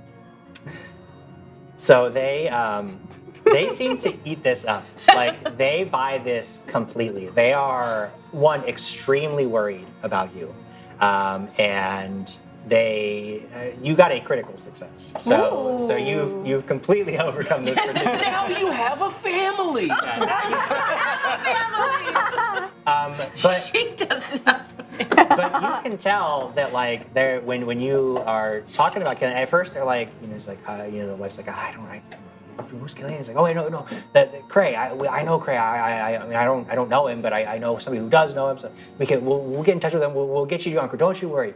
And they basically you can tell they know who to talk to get in touch with Cray, and you pick up another name, and you basically you gain significant information that you can use to pinpoint where this guy is. That puts you guys at 2 of the 3 challenges overcome, Huzzah! which takes us Up to you, to no pressure. Yeah. Flotsam, who wants to do some seedy underbelly Yeah, stuff. well, So- you listed a bunch of skills, and Yeah. society's not... I live in a harbor, Jim. But I am good at getting my hands on things and knowing things. Okay. My initial idea is, because you said this inn is like a hub, there's rather than a central marketplace or something. Yeah, This is if you were gonna order, if you lived in the area and you wanted to order something, you would come here, you would talk to Vel, she would send a message to the city, and they would bring it Okay. here. You would come and pick it up, kind of thing. Yeah. I was hoping I could use a combination of my aura sight and my thievery to kind of move between the people there and try and find something that maybe Cray picked up on or is waiting for, or has tried to be shady about. Sure. Yeah. Go ahead and make your thievery check, and then we'll see how it all plays out. Thievery. It's 13 on the die plus 11, 24. 24. Yeah. So there is a moment, after you guys all get settled in, Vel, if you don't need her, she's got a lot of other things to do, and her and Billy are really the only people in the area. Billy's off, caring for your horses. After he gets the money from Hawk, he takes that very seriously. At some point, he's not even really doing anything at a point. He's just singing to the horses, and making sure that they're just very well taken care of, and devoting all of his attention to that. So you don't have to worry about him. And Vel, she goes off to she's out back pressing more cider, and you realize this would be an opportunity, kind of by yourself, nobody else is around. Yay! Thank you, Ray. An opportunity for you to get into some things that you're not supposed to. So you scout you get the lay of the building, and you realize that Vel has an office. And it's very likely that if there are a lot of records of things coming in and out of this place, probably in Vel's office. The problem is that door is locked. But luckily, with your check, you're able to. Do you have thieves' tools? I do have thieves' You've got tools. some thieves' tools. So you don't even bother looking around to see if you can find a key. You just give me the lock. You hear it click. You sneak in there. Nobody's the wiser, and you begin pouring through record. You begin looking around, trying to find records, like what's coming in, what's coming in. You actually do find like a ledger of different things that have been coming in, different orders that people have been placing, and most of it's mundane, sundry supplies. All of it is boring months and months and months of records. But there are some very interesting orders that have been coming in that are completely unmarked. What I mean is you'll see the initials KC, and then there's no like contents listed. You'll just see like KC initials, and then like there'll be a thing like a note like on any other order where it's like, yeah, this was picked up, but it's just there's definitely something weird. It's like customs didn't go through it. Yeah, there's a different kind of thing going on. You get sort of the sense that maybe there's an arrangement where like this KC picks up orders and Vel just doesn't ask questions about them, and it just is all kind of quiet and under the table like, and it piques your interest. So you are keyed in on that, and that sort of takes us to the end of our first day. You really only need to overcome one more challenge, and you feel like you're on the cusp of finding something, because you weren't able to look through, like you heard Vel coming back, so you saw like there's definitely some information here, but then you had to leave the room real quick, so you couldn't quite get that last thing where like where is he, where's all this stuff going. You had to put it all away real quick, and you come out, and at this point, like again, the whole day has passed, so you all sort of reconvene, share knowledge amongst each other. You know that you're very close. You have a lot of clues. You know you're in the right area. You know he's close by. It's just a matter of finding him. You've aroused almost no suspicion, which is fantastic for all of you. And the end of the first day passes. Now, I will say that because normally people don't come into the area and people don't stay in the area, every day that you spend, you gain one awareness point. I don't think it's really going to matter in the long run because you have failed no checks and you have really caused no other suspicion. Really good. But I had a mechanic where the longer you spend, the more you just naturally accrue awareness, because nobody comes and stays in Tamary Field. So just being here in itself is a little bit weird. But so you wake up the next morning, you have one awareness point, but you're right on the cusp of figuring out just what you need. If you could get back in that room, you might just find what you need. But Vel feeds you in the morning. It's a simple rustic meal of porridge and bacon, and there's even a couple of eggs. Yum. And what do you want to just go right back to it? Try to figure it out? Yeah, as long as no other people kind of come in the... I mean, I stand out. I have... Sure. My face lights up. You all stand out, yeah. You're all...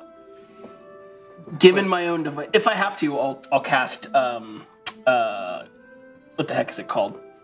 Shadow Spy, which essentially makes like a raven or a falcon homunculus that can watch out for me, essentially. And I could like put that on her when she's outside and kind of thing. Go for it. Why don't you go ahead and just make that last check. We'll see how it pans out. Ooh, that was almost real bad. That's going to be a 27. 27, yeah. So now that you've already picked the lock once, you just sort of wait for an opportunity to moment. All you need is a little bit more time with those records to find out what you need. So you wait until Vel's busy, and you get back into that room. You begin pouring through the records, and eventually you find he always comes and picks up the orders. But when you figure out that he must be, because of the information that Pipa and Hawk found, that he must spend a lot of time up in the woods to the northeast. You find he has another friend who knows him in the area, and you just sort of cross-referencing all of this stuff and the orders that he's bringing in and the times and the dates that he's coming to pick these things up. You guys have a very good idea of exactly where his little cabin must be and you think that you have just enough that if you go to that area, you'll be able to find him and finally question him. But before we do that, I need a break. So we're gonna See you in a few. take a break, and we're gonna come back in a little bit, and we're gonna go find Killing Trey. So thank you all. We'll see you in a few minutes.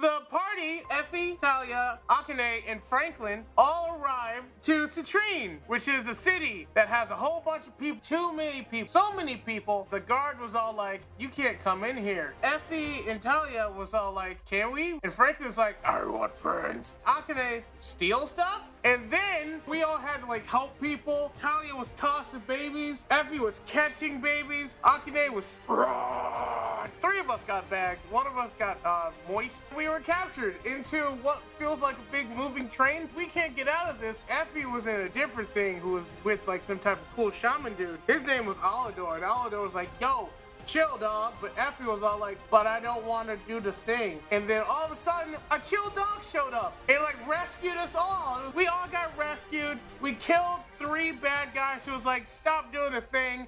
And now we're traveling with the group of heroes and stuff. That was episode 1!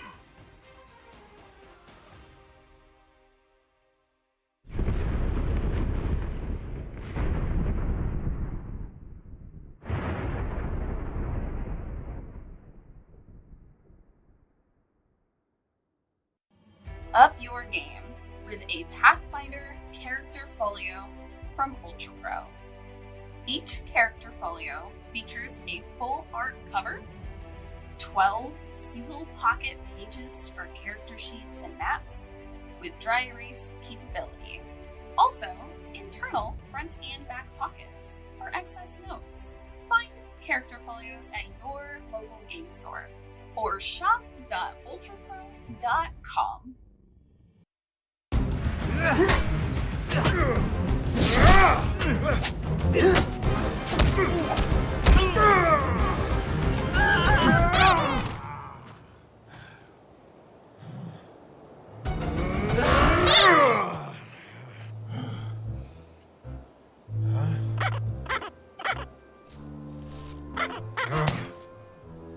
Inappropriate sound is inappropriate.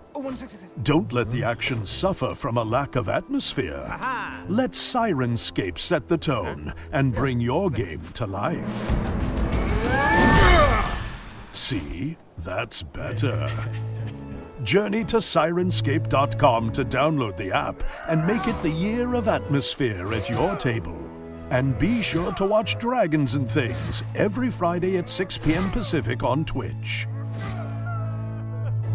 This is the Pathfinder 2nd Edition Beginner Box, and we want to show you what's inside. On the front is an amazing illustration by artist Wayne Reynolds, and on the back is everything showcasing what's in the box and what to expect. To start, we have an instructional guide that guides you through the contents of the Beginner Box. This explains what Pathfinder is, gives you directions on how to play the solo adventure, and how to play with your friends. Then we have 4 pre-generated characters. One of Valorous the Fighter, Ezran the Wizard, Kyra the Cleric, and Mauricio the Rogue. Each of these pre-generated character sheets aims to help new players get into the game faster. You'll find helpful information on the side regarding the game, all the stats filled out for you, rules to help you play your chosen character, along with some backstory of the Pathfinder iconic you chose. You'll also notice that the character sheets have color-coded dice on the side. And in the box, you'll get one set of these, matching the colors to help affiliate newcomers to the different types of dice needed to play the game. To further help players are these reference cards. These have information explaining what actions you can take during your turn, what critical hits mean or critical misses, and more information to help you stay in the game and not in the books. And here is the Hero's Handbook. This handbook starts with a solo adventure, continues on with a synopsis of the game rules, and guidelines to create your own hero. The available ancestries you have available to you are the dwarf, elf, and human. You can then customize to become a cleric, fighter, rogue, or wizard. One of the important things to take away from the materials in this box is that the rules presented are the same as the Pathfinder 2nd Edition core rulebook. We did not modify the rules, only elaborated on them in the beginner box. If you and your friends decided to make their own characters instead, inside are 6 blank character sheets. Similar to the pre-gen character sheets, these also have helpful information about the game on the side and plenty of space to create your own hero.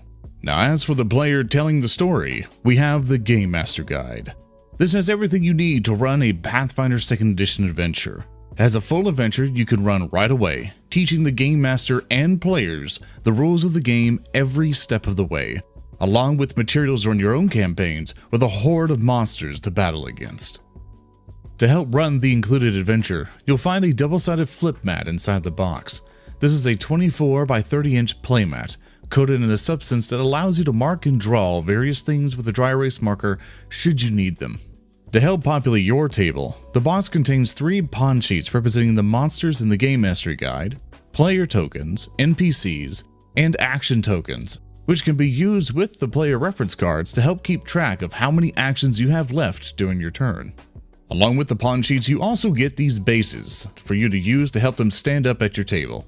And finally is a presentation of the Pathfinder Society, where either you're playing at home, online, conventions, or your favorite local hobby store, you can join thousands of Pathfinders today and start playing at paizo.com/organized play.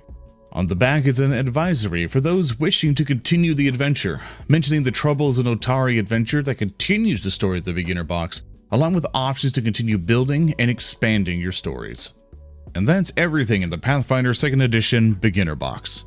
You can start your adventure now by ordering yours at paizo.com or by visiting your friendly local game store to begin your journeys.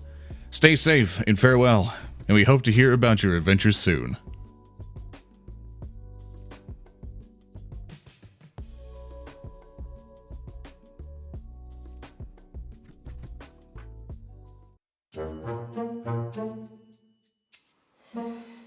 Hey, Eric?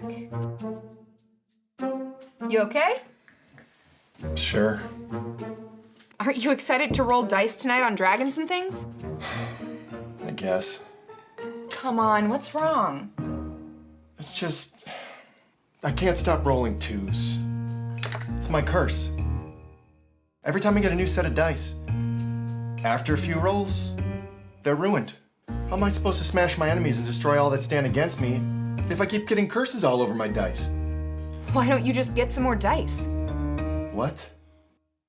Get in my car? Go out into public? Interact with a stranger in an economic transaction? That would never work. Just wish there was some service out there where I could create an account, pay some money, and a company would send me lots and lots of dice every month and I wouldn't have to do anything at all. Have you heard of Tabletop Loot?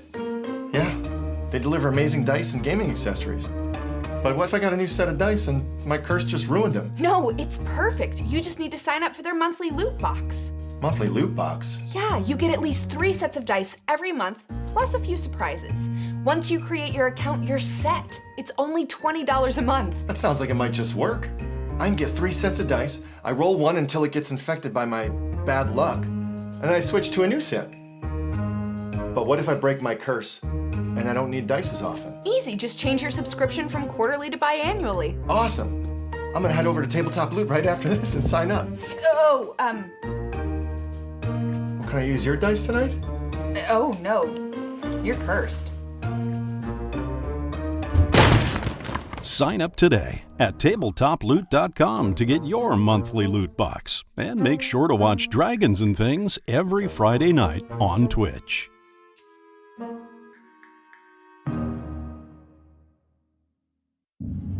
gather your crew and prepare to embark on the journey of a lifetime as you explore the packed worlds of the Starfinder universe, taking on the role of a science fantasy hero customized to fit your playstyle.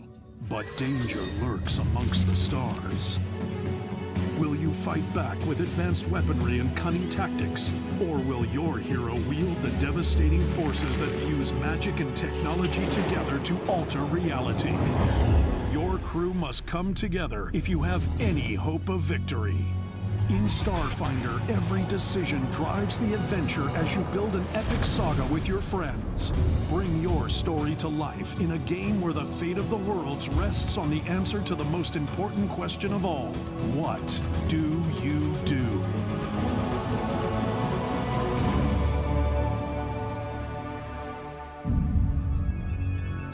Begin your journey into the Starfinder universe today with the Starfinder Beginner Box, now available at Paizo.com, your local gaming store, and anywhere else adventure can be found.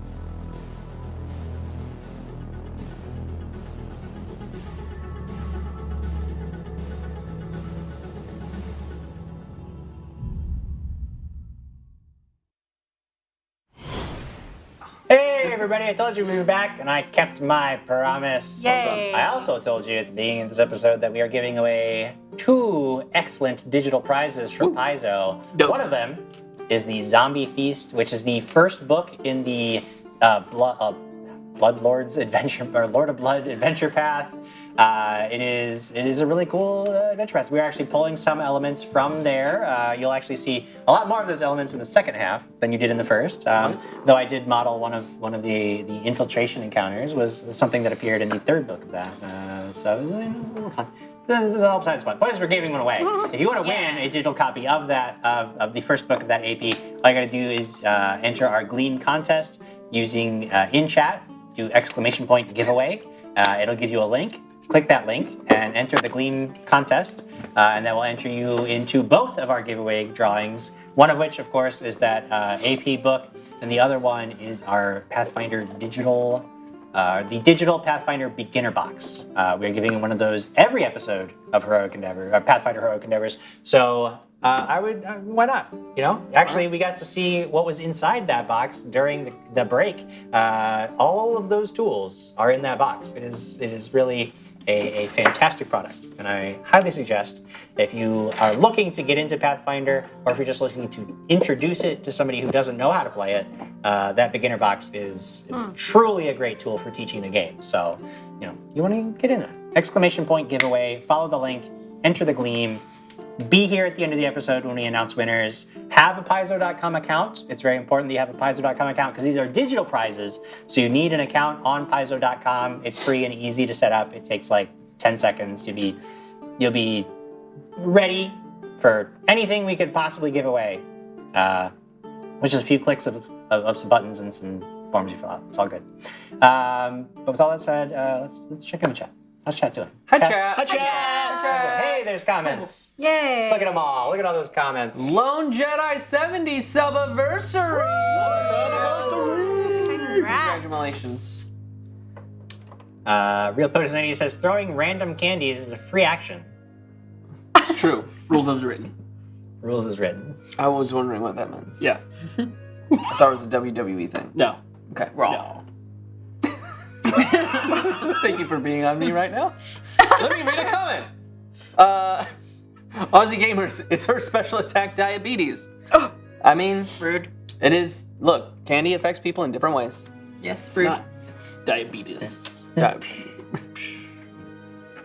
Lemon, I love all the throwbacks. So do we. Yeah. Yes.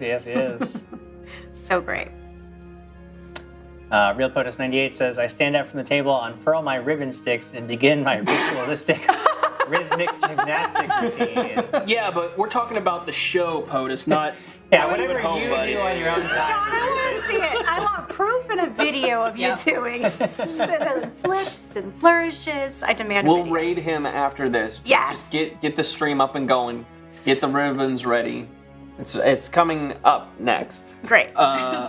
You guys, Gary Bones is here. Hi, Gary Bones. Hi, Gary. Looks like y'all actually have a hero point in the group pool, so I'll make sure to mark that down because I don't think we've used any hero points yet. We're rolling good today. Yeah, We need we've all more been doing hero well. points. But JD Hood 92 gave you a hero point. Thank you, Yeah, and then Gibbet's got a coin from Kitsu723. He'll greatly appreciate that. How's he gonna spend that, Jim? Hey, look, that's his business. And then Lemon tossed a coin to Moondusk with a Violence Spark. Hey. I will say that Ciro does stuff as well as a number of others. We're very excited to see Gibbet! Thank you so much. Yes. A lot of people are excited to see Gibbets again. Mm-hmm. Hawk was not one of those people. Well, it's because you killed him. Yeah, that's awkward. That's like running into your ex when your buddy's like, "Hey, come help me move." Oh my gosh. I mean it's more like killing your ex. And then I don't think it's like that at all. No, because Hawk didn't date Gibbets. No, you just killed him. Which is I don't know. worse. POTUS says Hawk takes up the mantle of Debatable. asking the group's question, lifts the napkin to address Gibbets, and then with tears in eyes, can you please forgive me? Gibbet's going to forgive a lot, but it's going to cost you 6 drops of blood. Chauncey, can I have a vial, please? I can't wait to see what we owe. Chauncey owes. What you owe. I did. I like Zack Attack. Watching these guys recreate the door TikTok. Hilarious. They do that basically every time we play. I mean, well, there's been no doors, Jim. That's true. It hasn't That's been- not true. There was a it's front door. metaphorical door. I think There's a front door. I think door is sort of a metaphorical construct in TTRPGs, which is anything that holds the PCs up for really no reason is now a door. You mean kind of like horses? Because it's Lucas Martinez said that Hawk, and to quote, "I have a sawhorse. It's the ultimate woodsman's horse." Just carpentry. Yeah, that's a carpentry joke. Nice. Yeah, yeah. Nailed it, if you will. Another carpentry nod. But you know who really gets the brownie points for having the best joke is according to the DaTNetwork. The DaTNetwork, they're saying I know none selected. That was a very funny. I'm really sorry, Paizo, if you're watching. I'm gonna select it tonight. Yeah, select what you know your languages, all right? What do you speak? Oh, they're in there. I'm sorry. Gabe Ruiz 9, there was a spy mission, and they brought this party. This party did shockingly we did well. I think. We did. I got plus 11 thievery, Jim. You did great. I mean, you were like a genius little kid, Decepticon. You two scouted the woods beautifully. You were breaking into places you shouldn't have been breaking into. It was a smooth operation, all right? I put myself as far away from people as possible in an attempt to help. You know what? I do want to ask, because I saw a couple people saying this in chat. Sarah says here, who is Killian in Swift Winds? Have we seen him? No, we have not seen him in any of the other DaTNetwork properties. He is brand new. Though Swift Winds was around, Killian Gray's story is one we are writing as we speak. And speaking of all that, let's write a story by playing the game. I don't know. Segue into game. Let's do it. Nice, Jim. Nice. You all have a much more specific area to investigate now than simply Cameron Field. So pooling all of your information that you collected on your very highly successful spy mission, you know that it's really just a matter of striking when you're ready. It's still early enough that you guys kind of set the scene now. You have a place to go. Are there any preparations you want to make? Do you want to plan anything at all? As far as you know, you really haven't erased anybody's suspicions. It's very likely he'll have no idea you're coming. Now that it's perfect. You're in the perfect position to strike. So what do you want to do? I guess I just really quick want to clarify: is Moondusk Violet Glitter Sparkle Wishes with us, or is she still a child with a family? She lives with the I was about to say, how did I get out of there? I just poof back into me and just fly out a window, and they're just all their backs were turned. How did you get out of there? Exactly how I just described. Okay. They went to go bring me more food of this delicious food that they were just giving me, and they were like, "Don't worry, I'm gonna go grab you another plate." And they turned their backs, and I went boop, and right out the window. Right out the window. Boom. They turned around like Roll for it. Roll for it, Katie. Roll or it didn't happen. Roll for boop. No, that's great. Yeah. So they just now have just like a really weird story to tell. Maybe there's like a legend of a lost ghost child now. A ghost child. Oh God. Child. Child. He's child. Child. I think that's how it would be. Child. Help. But what do you want to do? Yeah, you've collected what you need to collect. You have a place to go. You think you're on Killian's trail. So, are we supposed to kill him, or are we supposed to bring him back to the witch? It's just a question. We need answers. We need him to tell us about what Swiftwinds has been doing, to understand what's happening with the town, to see if Swiftwinds is at the, behind all this. The fact that we found his badge in that tree, part of me thinks he doesn't work for Swiftwinds anymore. So he'd be willing to talk? Possibly. Okay. Or more hesitant because he doesn't want to bring up that past. So we need to be as cautious as possible. Okay. But I do think sooner rather than later, so that we don't arouse any more suspicion, we make our way over to his place now that we've kind of pinpointed it. Keep a watch for him in the woods as we go, because we know he spends a lot of time there. But I think we need to go to him for answers. I pull out a very specific arrow. I'm like, this one shouldn't kill him. I mean, it might, depending on how well I shoot it. But the idea of this one is to trap him. So if he tries to get away, I'll be sure to use this one. Or, and I pull out the little net thing. I've got this net. I saved it from a fire. Oh. I remember the net thing. Right. I don't think that wasn't very helpful last I don't know. Maybe you didn't read the report. It kind of helped save the day. But I mean, I think it would be more helpful here. But I just want you to know I'm trying my best to not kill him. Okay. So we're going to capture him and take him back to Chauncey. Or we're going to ask him here. I mean, I think whatever information we can get here, that's great, because who knows what could happen on the road. It was peaceful this way, but if people are looking for him, more answers earlier, the better. But happy to also get him to Chauncey, because a king has more power. And we need to ask you about the ghost Mare. It's a mare. I look outside the Ghost window. mare.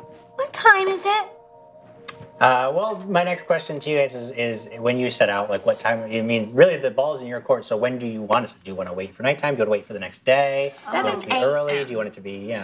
Jim, could I? Because he clearly spends a lot of time in the woods, and if he is, it seems like I don't know what these packages are that he has coming in.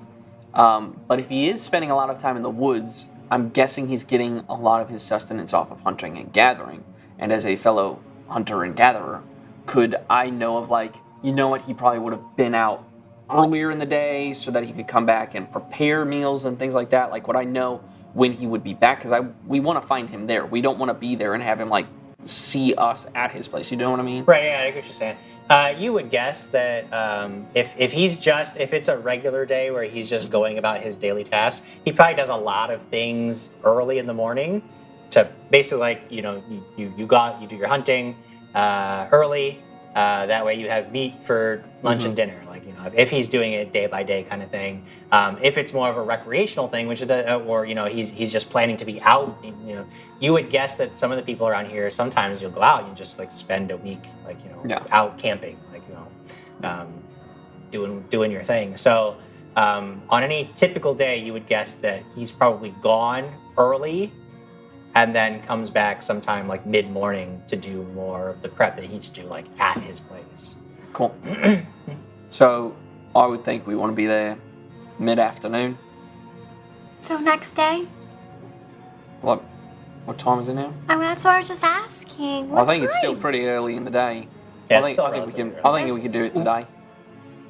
Does he know what we look like? I don't know this Killian. I don't think so. I don't know. He wouldn't be it's those guys, run away. No. You want to wear disguises? I can do disguises. Oh, me too. Okay. Not against it as a principle. Should we bring him his mail? Oh, it's a good point. Well, it's kind of weird. We can pretend to be the male people. No, he comes here to get it. No. Yeah, I don't think we want to show him right off the bat that we know about his mail, especially if it's supposedly off the books. What if we just each take a side of the house, and then he can't get out? Like, then we could burn it. Well, now, I don't know if that's... Well, you said kill him. No, I said not kill him. You said kill him. Well, I was asking a question, because most of the time we kill people. No, we don't. They just fall asleep. HEI is complicated. But HEI is not signing the checks on this one. Oh, that's right. So we kill people. Did we ever find out what's in his mail? I would say you rolled well enough that you probably, if you wanted to have, you can. I mean, it probably wouldn't matter too much because, especially if you're going to act quickly, you could have if you would have ripped pages of the records to because you couldn't really make heads or tails of it. If you want to examine more of try to figure out what was going on in there. I don't want to leave any record that I was there. Then you would, you in the time that you had to examine the documents, you don't really know what was going back and forth, or you can't really glean any more information about it. If you wanted to have not left any kind of trail, taken anything that would be noticed, so you don't know. Okay. Well. So don't kill him. Get him in the afternoon. Yes. And ask him questions, and then we eat his food. Ooh. Yeah. Maybe. Well, because we'll be hungry. Yes. I have candy. That's true. What about that secret plant thing you got? Oh yeah. Let's save that for after. Okay. Oh, we can have Gideon taste it. Because the weird slanty lady said you get messed up in the brain. Maybe that's why her house is crooked. Okay, later. So we go. Celebratory. Come on, Hawk. We're going. We're halfway down the road. We are? We are! Let's go! I catch up very easily. I hide a trail behind us. Just me and Peepa. Just sweep it. Because that's what my friend Hawk would do. I'm in Peepa's hair. So. Okay. You're always with Peepa. Yeah. Okay, so if you're setting off, that's fine. That's good. Hawk, you I imagine kind of take the lead just because you and Peepa both spent a lot of time observing. You know the area actually pretty well. So you start marching. You make your way northeast, and eventually, after maybe another hour or two, you come to there's a sort of babbling creek. And next to that, you find a squat cabin, very sturdily built. There is a shed nearby. There's a small vegetable garden, and you see what looks like a dream catcher, but it's covered in shards of colored glass, which would be something you put up to scare away birds, so they don't get into your business. And I would say this time you're in a position where he had no idea anybody was coming. You raised no suspicions on your way in. So I would say, you see this cabin in the distance and you see movements. You all sort of hunker down for a moment. You see this guy. Everybody make a perception check. Okay. Is it an important thing, Jim? I can't tell you. Should I use a hero point It's up for to it? you. No, don't use it, because I have a high perception. I didn't do well. 28. Well, adding 8 to my roll, I've rolled a 9. I have an 18. An 18. Peepa. Yes. You hear the sound of running water. Sounds like he's filling. He's got this pump well, I and was he's filling nurturing up. myself in He's it. filling up a vessel of some kind. Stick my hands in the water. And as he's moving though, and as he's gathering up his water, he moves very oddly. Oh yeah. And as you're watching him, you can see you're pretty far away because you don't want to give away your position. You're just sort of observing him. But you're probably high, and he's moving kind of strangely, and you can see that it looks like maybe one of his arms is a little bit long and one of his arms is a little bit short. Mm-hmm. But not drastically, but just you notice, you pick up on it. His face, he has these his neck, he has these flat, almost folds of skin, but not like, but like almost like. At first, you thought like almost like maybe like frills as part of his clothing or something. Like maybe I don't know why he would be wearing something like that, but like then you see like his and it like moves and collects sometimes, and almost seems to move of its own accord, but not as if he's making it happen, but almost like breathing. Maybe like breathing, but like almost like if you were watching, like if you, Diana, were watching like an anemone, right? And how like it just moves, but it doesn't seem like it's moving with any purpose. It's just like it has these movements. It's just it has like yeah. and like there's just something really weird about him. Like he moves weird, and his proportions are a little wrong. And he's got these weird like neck folds that like almost maybe like breathing. And it's just, there's something off. And you can't identify it as any, like, okay, well, he doesn't look strictly human. He doesn't look like an elf or a dwarf. Or, like, you can't, like, pinpoint, like, what he is. Yeah. You know, like, I don't know. Something strange is going on here, for sure. But he, like, gathers up his water, and he heads into his cabin. He's doing his thing. He has no idea that you're there. I would say at this point, to avoid any notice going forward, you'll be making stealth checks and whatnot, unless you don't want to.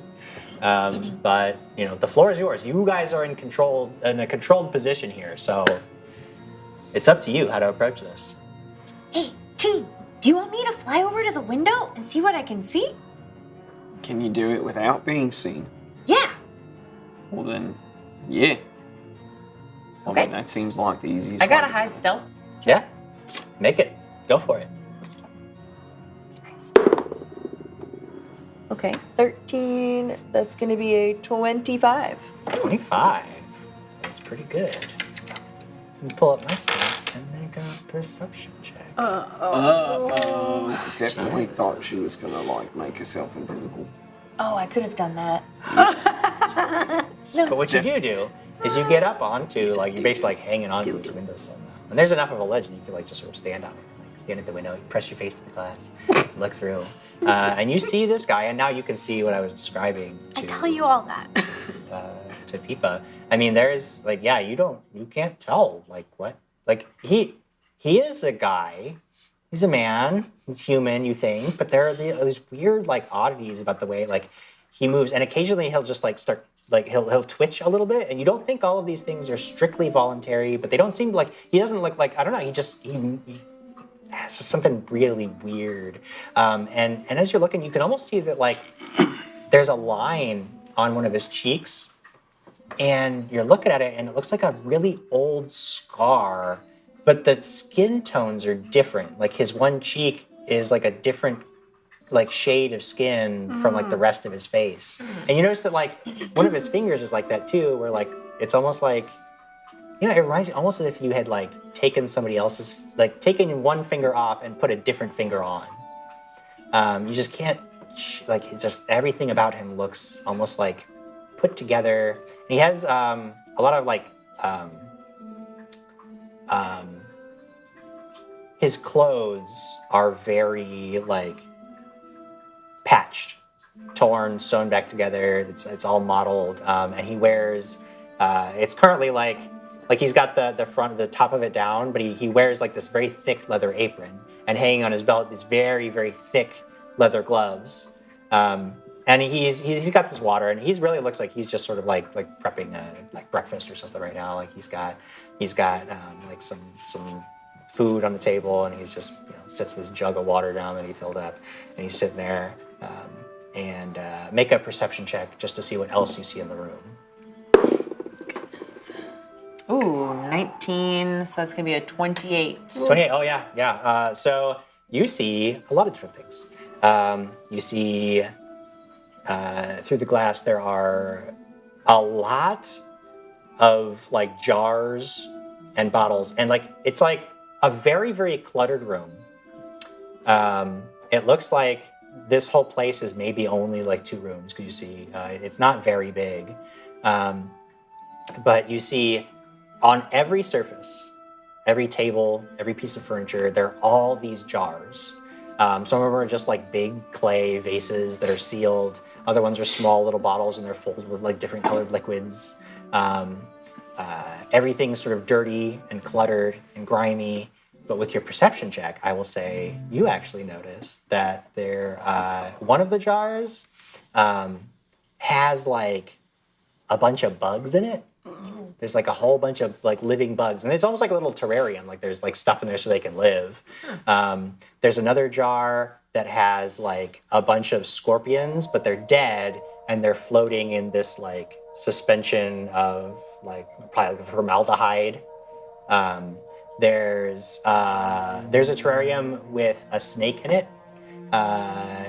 There's a bunch of jars of like different colored leaves, and one of them you even recognize as black leaves with like bright red veins running through them. You see a lot of stuff. You want to make a nature check too on top of all this? See what else I can tell you about what you're seeing, because you're seeing a lot of stuff. But what do you know about it? 15 plus 9. Yeah, that's pretty good. You can see that almost all of these things that you're seeing are very dangerous. You're thinking back to your time at Unicorn School, and like you see like all these mushrooms that are in this one jar, and you know that you never eat those mushrooms because they make you fall asleep forever. You look at like the bugs, and you're like, you don't mess with those bugs because if they bite you, You fall asleep for forever. well, you don't fall asleep, but you get very sick, and you can't eat any candy for days. Sometimes. You look and like the snake. It's like you have to stay away from the snake and never ever frighten it or scare it, because if it bites you, it could make you sick. You know, like all these things are very, very dangerous. And he's just living among them. He doesn't seem to be concerned about this at all, but it's very, very dangerous. You know. I tell them, I'm gonna flutter back over to Hawk and be like, you'll never believe what's inside. There's so many scary things and lots of really, really, really dangerous things. Before you get back, I mean, unless you just flutter back, you could. Are you taking your time and being stealthy and quiet about it, or do you just leave? I am so stealthy, Jim. Okay, well then let's prove it with a dice roll. Let's prove it. That's a 26. 26, okay, yeah. You are very stealthy. But is she stealthy enough? So you flutter back to your friends and you tell them all what you see. All the things. Yeah. I just don't even know how he can live in the same room with all those scary things. They'll make you fall asleep for forever. Hold on, did you say that his finger was different than the rest of his hand? Yeah, he kind And of his looks like claws? he's injured, and maybe we should help him. No, it sounds like he's been put together by some like weird thing, like he's putting himself together as different pieces of people or creatures. That's really scary. Putting himself back together. Yeah. Did they tell you anything else about this Killian person? Just that we have to talk to him? I mean, that's all we really knew. We heard the recording that mentioned his name. We knew he was connected to Swiftwinds. We feel like they're kind of trying to pull something right here. We know that they covered up the ghost mare. Ma? Ma. Meh. Meh sounds like a sheep. I mean, they go bah. Or meh. It's true. You raise a good point. Should we just knock? Well, you said these bad things are in jars. Yeah, but they're inside, so I wonder if we can get him to come outside. We'll just be like, excuse me, hello, we're out here, come talk to us. Ooh. Give me a minute. I can maybe get some more information from him. How? With my brain. Can I watch? Sure, if you could follow me. Okay. I'm gonna stealth check him. I go stealthing too. All right. I'm gonna hero point.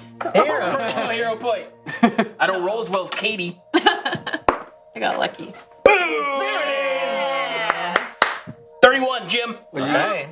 I realize I have a +1 in stealth, so that's a 15. Yay. Oh, people. Okay. Where are you going precisely? I'm going up to the window. Okay, you get up to the window, and Peepa is like crunching through the leaves behind you. But when you get to the window, you look through, and this guy's you see him like slam down in this chair, and he just starts like tearing into maybe like a rabbit haunch he's got cooked up in there. He's just like tearing it apart with his hand. I do a thing where like my eyes just above the sill, so you know the rest of my vibrant sea foam skin. It doesn't, in the forest.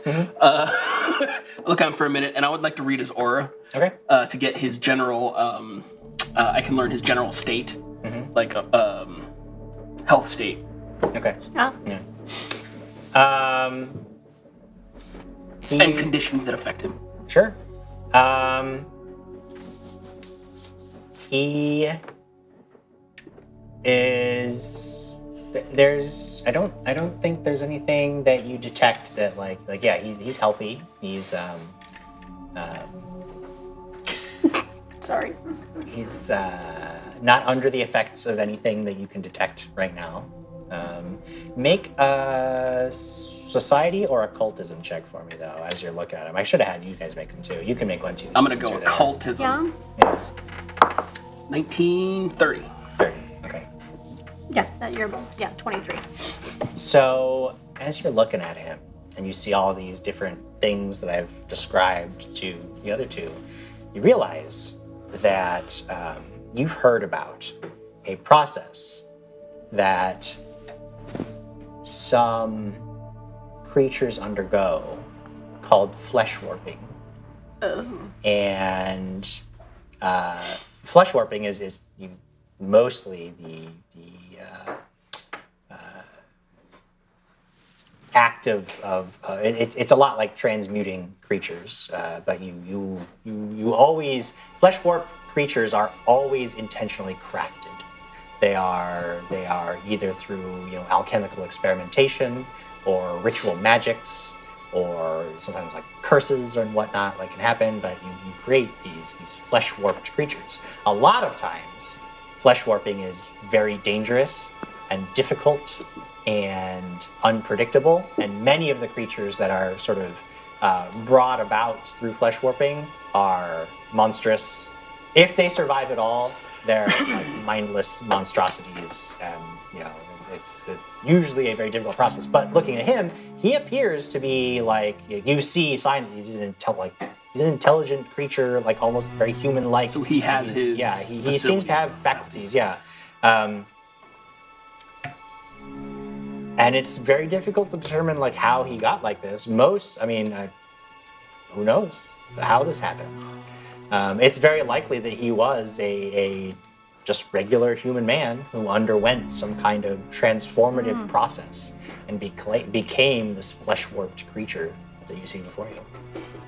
Oh. If I had a different spell. Okay. I'll drop to the ground and army crawl back. Okay. I army crawl back too. That's gonna be one more stealth check from each of you. You're just a plant. I'm falling. I'm gonna use a hero point. A hero. Hero point. That's the same as that's a 14. Okay. 26. 26. Do you know what I got on the perception check for this guy? I'm blending. 13. Oh my So you're 14. Oh my god. There's enough that you just go Wow. back. Wow. Sneaky. Sneaking right back. So you guys all regroup. What do you do? Okay. So, I don't know if he's choosing to do this or it's being done to him. He is, pieces of his flesh are being replaced with, usually rotten flesh of other creatures. Sometimes they're like servants of the creator, like necromancy magics, but he appears that maybe he's doing it to himself.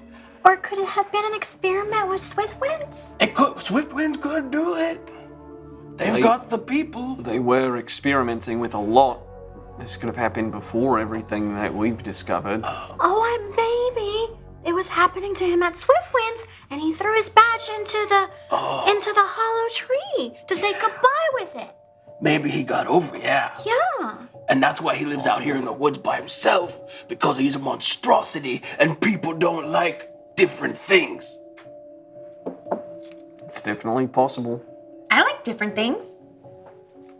I think we do need to be careful though, because if it is all deliberate on his part, then we do have someone who hangs out with a lot of deadly things and is altering their body. Ooh, he's in good health. He's in good health. Yeah. Maybe he wants to be like that. Again, it could be that he's very much against swift winds. The question, I think at this point, we need to approach him. Yeah. So far, he hasn't noticed us. What if we tried 2 ways? All right, hear me out. Okay. Hawk goes up to the door, knocks on the door, is like, hello, I'm Hawk. I would like to talk to you about your former employment at Swiftwinds. And if that goes bad, we are around the corner ready to jump in and fight him. Or not kill him, whatever. I mean, Hawk looks the scariest out of all of us. No offense. But he's an old man. He doesn't have all of his teeth. Okay, first off, yes, I do. You don't get to write that story for me. No, look, right there, it's gone. I have. There's a bit of parsley from breakfast. He ate plants. Get him. Val put them in. I did not choose it, but I didn't want to be a poor guest who turned away food. That would be disrespectful. I'm gonna have some words with Val. Yes, have them with Val later. Off camera. Psychicness to pass blame. Okay, now, but wait. Or we send Moondust, because she's so sweet and nice. Maybe he'll just be like, I don't know, like, oh, a friendly person's But coming maybe to my he's door. too nice. Maybe she's too nice. And Wait. There's no such thing as doesn't being want too candy. nice. What if she did that whole I'm a lost child thing again? Oh, yeah. And then she just started asking him a bunch of innocent I'm a child questions. Oh, yeah. Why? And why? And why? Like that? Yeah, but why? What is that? What is that? What is that? Children do that. Do you want me to do that? It's an idea. I mean, I can definitely cover from out here until she's inside, and then we'll have to move closer. You could always pretend to be my dad and be like, oh, I'm so sorry, my daughter just ran off. And then you come, and then that's how you get there. I have an idea. Is there a chimney? Yes. I could always float down from the chimney if we need to attack. Was the fire lit? I don't think he's gonna attack a kid. Never mind. Yeah, What if? Is there smoke? Never mind. What if Moondust was selling candy for Unicorn Scouts? Oh my goodness, that's the best idea ever. I used to have to do that in Unicorn School. We would sell candy all the time to raise money for different clubs. That's a good That's idea. legitimate. But And why would... clearly a thing. And then, when I'm gone for too long asking too many questions, my dad can show up looking for me and go, oh, I'm so sorry, sir. My daughter just ran a little too far away. See, it's the perfect plan. And then we kill him. No, we don't kill anyone. We have to ask questions. We ask questions. I asked about the killing. It's not happening. And I'll ask him all about the scary things in his house. Sorry, Hawk, what would you like to do? have more control over this group? So would you like to talk to him? I mean, I just thought that the whole lost child thing was a good idea, and then it just escalated to unicorn candy? It's yes anding. No, I understand what improv is. Yeah. But, Well, you decide. I can be a lost kid, or I could be a kid selling candy. It doesn't really matter. I mean, my very cautious, I might have my soul possessed by a demon soon or something, self thinks that the lost child could get more answers out of someone. Great, let's do it. I use my disguise and immediately turn into a child again. All right. And I'm gonna walk toward the door. Okay. Okay, Wait, where are we gonna be? But as you see me walking, Moondust is so used to fluttering everywhere, so you kind of see this kid like take a couple steps and like hop. To fly? Yeah, I can't fly. People ask a good question. What do we just... I mean, Moondust is going, so position yourself. I'm you going have to like stealth seconds. 'cause towards she's a just window. moving. She's sneaking towards the window. Make a sneak stealth check. No, it has to be I'm in the supposed to be lost. Oh my god. Can I use a hero point? Yes, use one of our group ones. You already used your personal. Oh my god, it's like 14. I won't count that one because it's not in the box. Okay. Yeah, you're crunching through the leaves. Where are you positioning yourself? I'm behind a tree. Okay. Like that would have an eyesight from the door, but I'm like I'm a few trees in. Does that make sense? Yeah. So you're basically staying back, but you want line of sight to the door. To the door specifically, watching. I won't even have you make a stealth check because you're far enough away that's fine. I panic for a little bit because I don't know which way to go. I like lean up against the fence, and then I just like drop to the ground and flatten and stealth in place. Okay. What? 17 plus 11, 28. So you're lying on the ground. You're hanging on the tree. Peepa, you So good. See Moondust running up, and you're like, so you rush up to the building, and you get down real quick, but you actually like hit the building, like you like slump down next to it, and you just as that happens, like you can like peek in the window, and you see the guy, he like sits up and he's looking. He's noticed something's weird, so he starts walking. And he doesn't like come out to the window and like he doesn't spot you, but like he knows something's up, so he goes over to the front door. Moondust, you are just getting up on the door, and the door opens, and this guy is standing there, and he's looking, he sees you, and he seems shocked. And he's like looking around outside. He's like, that was you, was it? Yeah. What do you want? I'm sorry. Why are you here? I'm sorry to bother you. How old are you? Mister. My name is Meepa.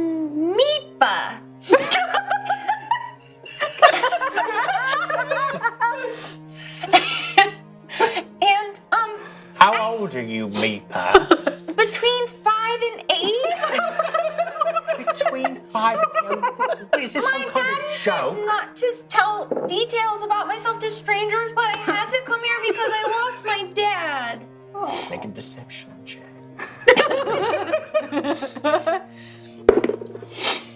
Okay, 9 plus 16. 23. 25. He's like, your dad, where's your dad? Oh, I don't know. We were in the forest doing some foresty things, and then he turned around. What's your dad's name? I don't know you. I haven't seen you about, and I don't know anyone who lives around here. My dad's name is Hawk.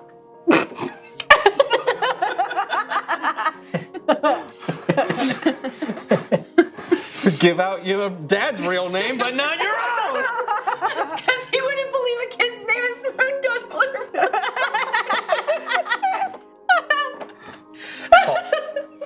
I don't know any Hawk.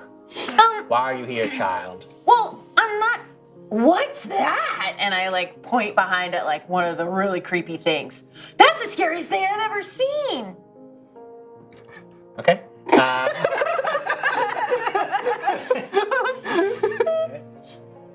Don't worry about that. And he actually like he steps outside and like closes the door behind him. Just where did you see your dad? In the forest where I lost him. What was that scorpion thing inside of there? Listen. That path there, any point, is that path there. If you follow it, will take you back to the inn. This is not a place for a child. Well, Go. what's your name? Make a diplomacy check Okay. this time. Let's see. Ooh. What is it? Okay. That's a 30. Okay. 1. Nice. You see, he gets a little exasperated. He's like, it's you call me Killian. That's a really fun name. It doesn't listen. Are you listening, child? You have to follow the path back to the inn. Follow the path to the weird. What's those scorpion things that you had in your house? What are you doing with them? Do you collect bugs? I had a bug collection one time, but my dad made me get rid of it because. Child. Reaper. Stop. I just want to know about your bugs. It's nothing. It's adult things you wouldn't understand. You're a child. You don't need to know about them. They're dangerous. Am I close enough to like hear the conversation? Make a perception check and see how much of this you can pick up. Let's see. 20? 20? Okay, yeah. Yeah, you're catching bits of it. You can tell, like, you get enough to get, like, his tone and demeanor. You actually watching him, like, he's, like, keeping an eye on her, but he's also, like, looking out a lot. Like, he seems really nervous, and he's, like, looking around. And he seems a little bit more at ease now. he's paying more attention just to Moondusk, Glitter Violet, Sparkle Wishes at this point, because she's like sort of caught his attention. He's trying to like, he seems a little bit less on guard than he was at first. And you're catching sort of the gist of what he's saying, but you're still far enough away that like there's probably some nuances that escape you. But he's like, stop, what? Where did you last see your, how long have you been lost? It feels like forever. No, stop. How long? Like was it a this whole morning? month. Was it a month? I don't know. What are you? I went out to the forest with him this morning, and then we were It's this having so morning. much Okay, fun. yes. And What we saw were all you these doing? cute bugs. Speaking of bugs, how come you have so many bugs? Do you have any other bugs besides those cool scorpions? I have lots. Don't worry about the bugs. Do you have more bugs? Can I see them? Please, please. I need to look at bugs for a school project. Will you stop? Will you stop if I show you the bugs? Yes. Okay, fine. Come in. I go in. Okay. He like throws open the door and like storms in, and he like actually grabs you by the shoulders and like sits you at this chair. He's like, "Stay here. Don't touch anything." Okay. And he grabs this jar of it looks like dragonflies and he like sets it down. He says, "Look, all right, the bugs. What kind of bugs? The emerald dragonflies. What do they do? They sting and bite. Why do you have them? Don't touch. They're for my work. What do you do? I collect bugs." Why? Outside, like after Katie or after Moondust goes in, I wanna look because I know Hawk's behind me somewhere. Hawk, what was the rest of the plan?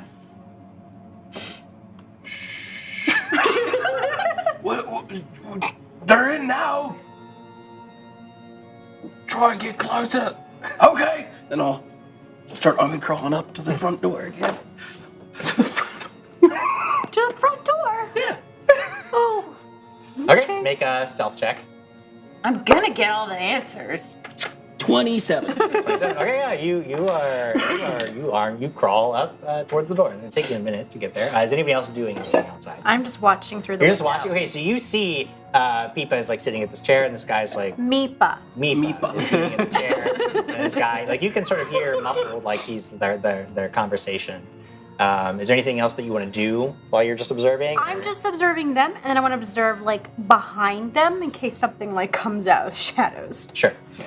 And then Hawk, is there anything specific? Yeah, I think I'll try and get closer. Is there any other point of cover from like where I've been in the woods before like is there much of a clearing? Does he have a cart or like a well? You could get a little bit closer. There's a shed nearby, but you won't have as good of a view at the door if you go to the shed. There's a little bit of a break in the trees before his place, but aside from that, there's not a lot of like cover. Like you can get a little bit closer and still be in the trees, but the returns on it are because it's not really going to give you any more of a better view or anything. Okay. So there's not much of a return on that. Well, here I'll try and stalk closer to the house as well, and I'm gonna try and get, opposite side of the wall, kind of from where Peepa is, maybe. So you want to go around the other side of the house? Yeah, I mean, like if there's the front door and she's like near one window, yeah, I can hug the other side of the house. I have something called Shadow Mark. Okay. So you take a -2 penalty to know that I'm like following you or trying to get up there. Okay. Go ahead and make your check, and I will account for the -2 on my part. All right, come on. Arrow point? Well, it's a soft 20 as is with a 6 on the dice. I'll hold on to a soft 20. We'll see if that works. Soft 20? It's a 20. Oh, finally. Don't let him get in there. It's a bold choice to hold on to that soft 20 because as Meepa is sitting there and he's like, "Child, stop talking for just 1 second. I thought you said you would calm down if I showed you the bugs. Now listen." Yeah, but why do you have all these bugs? It's for my work. Well, what do you do? I collect the bugs. Why? I study them. Why?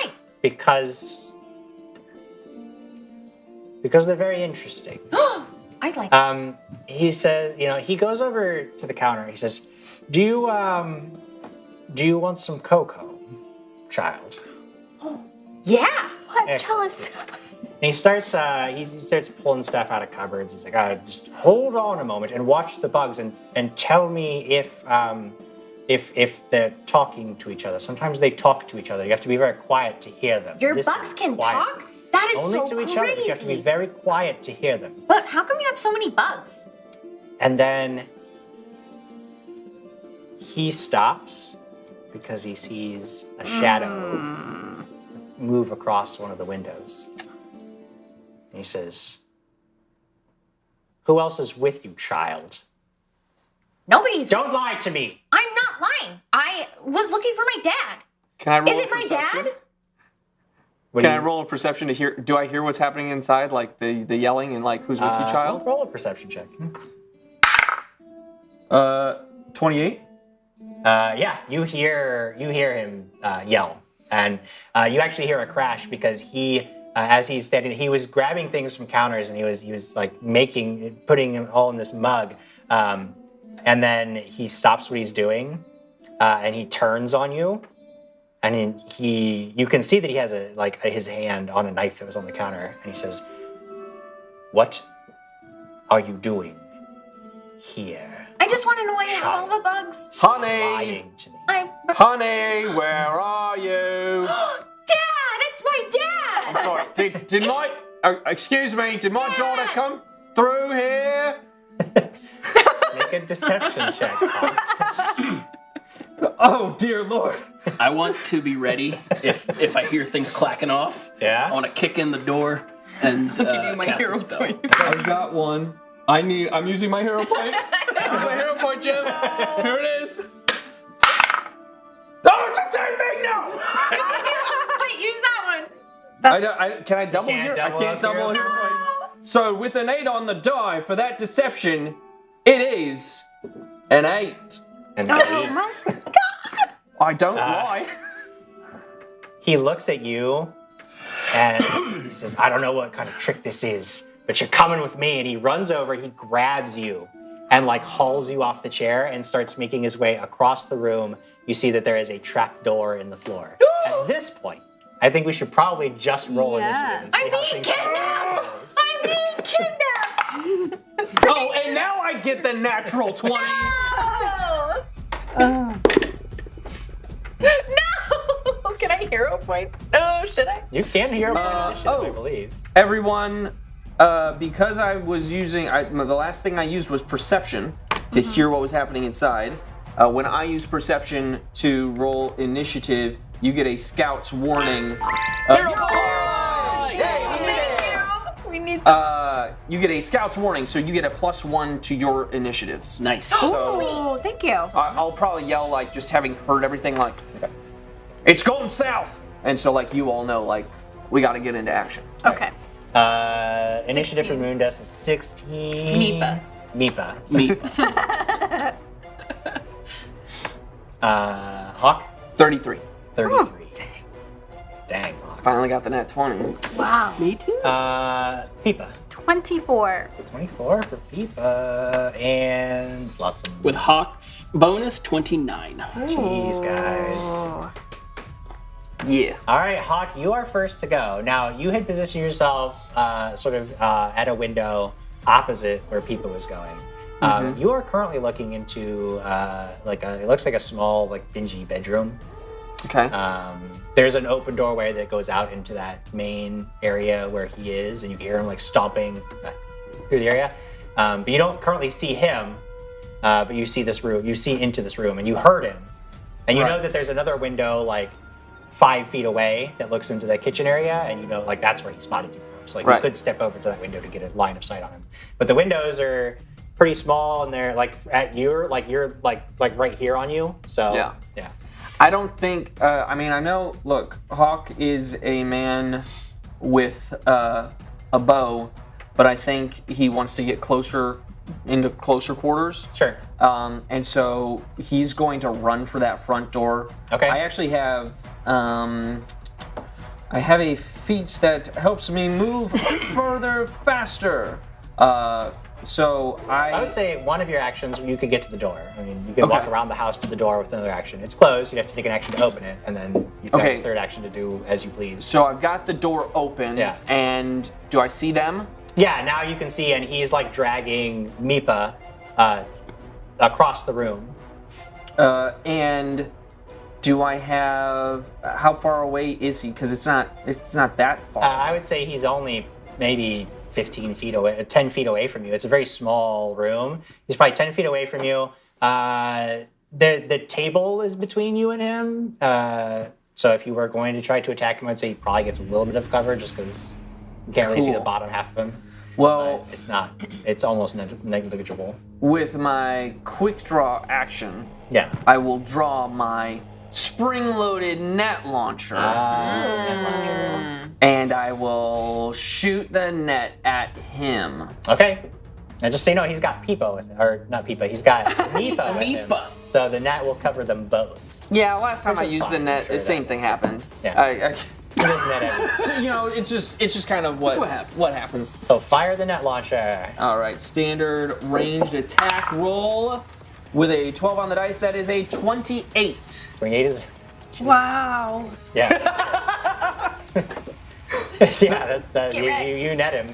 So he is netted. Okay. So remind me what that does. So he it's not attached to a rope. I believe it takes a 10-foot circumstance penalty. To his speed, yeah. Anyone gets a 10 foot. He's flat-footed. Okay. Until it escapes 10-foot circumstance penalty. I did not get a critical hit, right? So it is. No. Otherwise, it would be immobilized. Right. No. So. And then there is an escape DC of 16. 16 for the escape DC. Okay. Watson, you're next. I will, hearing it's gone south, and I imagine You're basically like, I would say you were, because you had army crawled forward too, so I would say we'll put you right at the porch. You're like right behind Hawk. Because he marched up to the door and threw it open. You're like, you'd crawled right up to the porch. Okay. And Yeah. Like, unless you wanted to be somewhere else. No, that's fine. That's fine. That actually solves a lot of things. With my first action, you see Flotsam just kind of flick his left wrist, and this charm that's been tied around. I mean, you're used to charms on him, but this charm that comes around kind of lands in his hand and does a little clangle as he catches it, and he's just holding on to it. At the same time, he like locks eyes with this guy dragging Mipa away as I cast Teeth to Terror upon him. Okay. Let me read the description to you, Jim. Yeah, tell me about Teeth to Terror. The target believes its teeth are falling out, crawling along its face, stabbing into its body, and cramming themselves down its throat. The target takes 2d4 mental and 1d4 persistent, and has a -1 to mouth attacks, bite attacks. He gets a will save. DC 22. DC 22. I just took the mental damage. Yeah, that's why I did it. Psychics get some weird things, dude. All right, that is a failure on the will save. So he's going to take 2d4 mental damage, which is 5 total. Okay. And 2 persistent mental. 2 persistent. He's going to continue taking persistent damage. Okay. And if you count the flipping as an action, okay. If not, I would like to use the Thaumaturge ability of Glimpse Vulnerability. Well, you had previously described yourself as army crawling. So Yeah. So you could do anything else with your action, but I'm just letting you know that if that's true, I'm on that the you're ground. also on the ground. Yeah. Which is fine. Okay. Yeah, it's a good plan. You want to be on the ground? That's fine. You can be on the ground. Yeah. I don't. I mean, let me ask you this: Did you mechanically have to draw something to cast the spell? Like, did you spend it? You were holding your implement. So if you needed to draw, you didn't necessarily have your implement drawn out before, so I would say. All right, so then now it's in my hand. Got it. Thaumaturge is new to me. Then you draw full Fulient, and that'll be the end of your turn. It is now his turn next. He is in a net. He actually lets go of you immediately because he's like, now he's like, what's going on with my face? He's like choking. He's mentally choking on his own teeth. He is going to try to throw the net off of him with his first action, which succeeds. So he throws the net off, spending 1 action. He's let go of you, which is a free action. He's just reaches down and rips up this trap door and just like he just dives down below, like he just falls, and you actually see him like fall down some stairs. I don't fall with him. No, because he let go of you. Okay. And then he like stumbles to his feet and like disappears. Like he goes downstairs into some place below, and that is his. Those are all 3 of his actions. So what I'm going to do here is a little bit of a weird thing, because he gets out of sight. I'm actually going to sort of just pause initiative for now to get some reactions from you. Tell me what you guys want to do. And if we get back into another encounter, we'll just keep the exact same initiative order and we'll go from there. But I think it'll be easier if we just put it on pause and like he disappears down this trapdoor. What do you want to do? I mean, I think we follow him, right? He's the one with the answers. Scramble in and... I would switch back to Moondust. Okay, so and you fly after him. Okay. Does it take any time to dismiss that spell or no? Does it not say? It just lasts an hour. Oh, okay. Yeah. So if it's... It'll take... Let me ask you this. Can you dismiss that spell? Does it dismiss it? It'll take a minute's worth of that persistent. If we're breaking time. Okay. Yeah, I think Hawk just switches. He'll grab out that special arrow with hopes of like tracking him down and hitting him with that next. You can dismiss the spell. Okay, then so you dismiss the spell. We didn't just mechanically. So with the persistent damage, I took the flat check on the first one, so it'll take 1 round of persistent damage. But persistent is DC 15. Doesn't say anything. You get a chance. No, it says, but that's the way persistent damage works. Paizo. Is that it's a DC 15 Paizo flat wants me to check. hurt you, Jim. It's a DC 15 flat check and persistent damage. So I'm just showing you that on the first turn, he takes the first 2 points and then he resists the rest. All right, I'm gonna do other things and force your teeth down your own throat. Absolutely can. I'm just like that's the way it works. At the end, when you take persistent, that's the way it happens. So you're just going right down? I want to go down, but I want to be like talking to him. Okay. Well, what we need to do is there's some tablets on the table with Roll20 booted up on them, because if you're going down the stars, we're going to turn to our map and we're gonna play it out there. Wherever you want. It doesn't matter to me. It's a map. It's a map. So there's this sharp set of stairs that go down. They're L-shaped, and from the way that the outside and the upper floor look, you would expect that you would be descending into something like a root cellar, like a dirt floor, and maybe some stones like supporting the walls. But instead, you end up in this big finished room, almost something like an underground bunker. You see that there is a door at the bottom of the staircase. Like when you come off the staircase, you would be facing a door. But then to your right, you would see that there is an open door that leads into another room beyond. And you actually hear, you hear movement and like stumbling around coming from that open doorway to the north. I guess what we'll do is actually just go right back into initiative now, because we're going to get into the business. You are all currently arranged with Hawk and Moondust up front, which makes sense to me because Moondust, you said you wanted to be up front. But you guys can sort of on the staircase. Tell me how you want to be arranged. It might be difficult to move your tokens on the tablet, but I can move you too if you need me to. I will say Moondust is right at the bottom of the stairs because she was, first diving in there. Hawk. Where do you want to be? Yeah, I'll just be right with her, just right at the bottom of the stairs, following along. Okay. As fast as she's moving. If I can get off that landing and down, it'd be fine. Sure, I'm okay being in the front. Okay. I can just arrange you at the bottom of the stairs like that. And you're good to go. I just know he wants to be more ranged. Yeah. So I'm going to pick up initiative right where we left off, and I'm going to say it's currently Peepa's turn. Aye. Okay. And you're standing there behind some of your friends. Mm-hmm. And what do you do? Can I, excuse me, actually make a perception check to see what we're seeing? Yeah, so you right spend now? one of your actions to make a perception check. Go ahead. Okay. What is it? That is 18 plus 13. A lot. 18 plus 13 is 31. So you hear some movement up in the in the room that you can't see. But you also hear like some cursing, and you hear a feeling like, get out! And shortly after that, you hear this like almost like cracking and creaking sound. In this room, you don't notice anything else of like particular value or anything, or anything. You don't see anything dangerous here immediately. So I'm gonna whisper to the group, he's got company.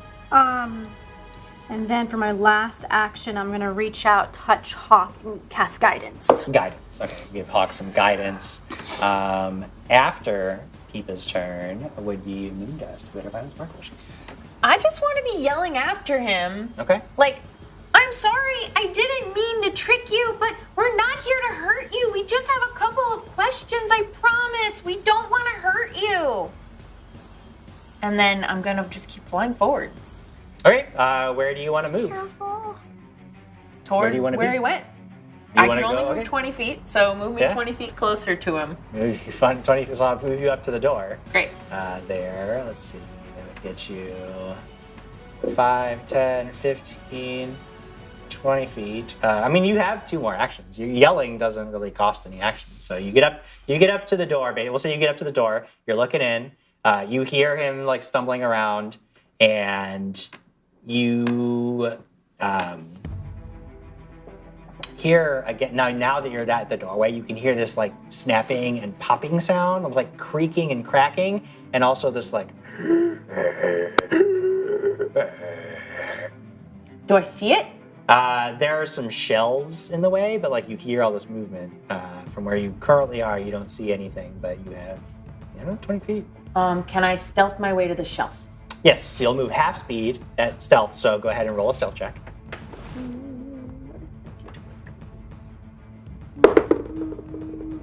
Ooh, 19 plus 12.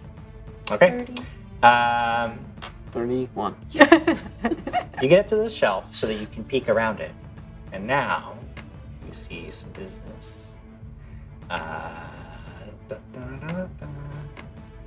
You are looking in there, and you see it's these. So anyway, sorry, I'm gonna go back a second.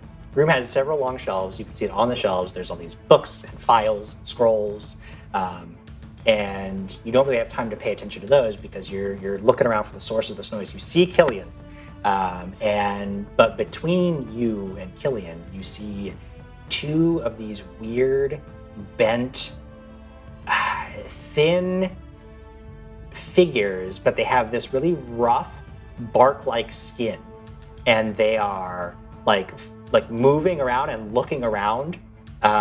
They haven't spotted you because you rolled fantastic perception, but Killian is like pointing towards the door. He's like, "Kill everyone in that room," and they're like rude, starting to turn towards the room and like stumble forward. You have 1 more action left. You're not in that room though, so you're good. That's true. Yeah, I'm gonna stay hidden on that shelf.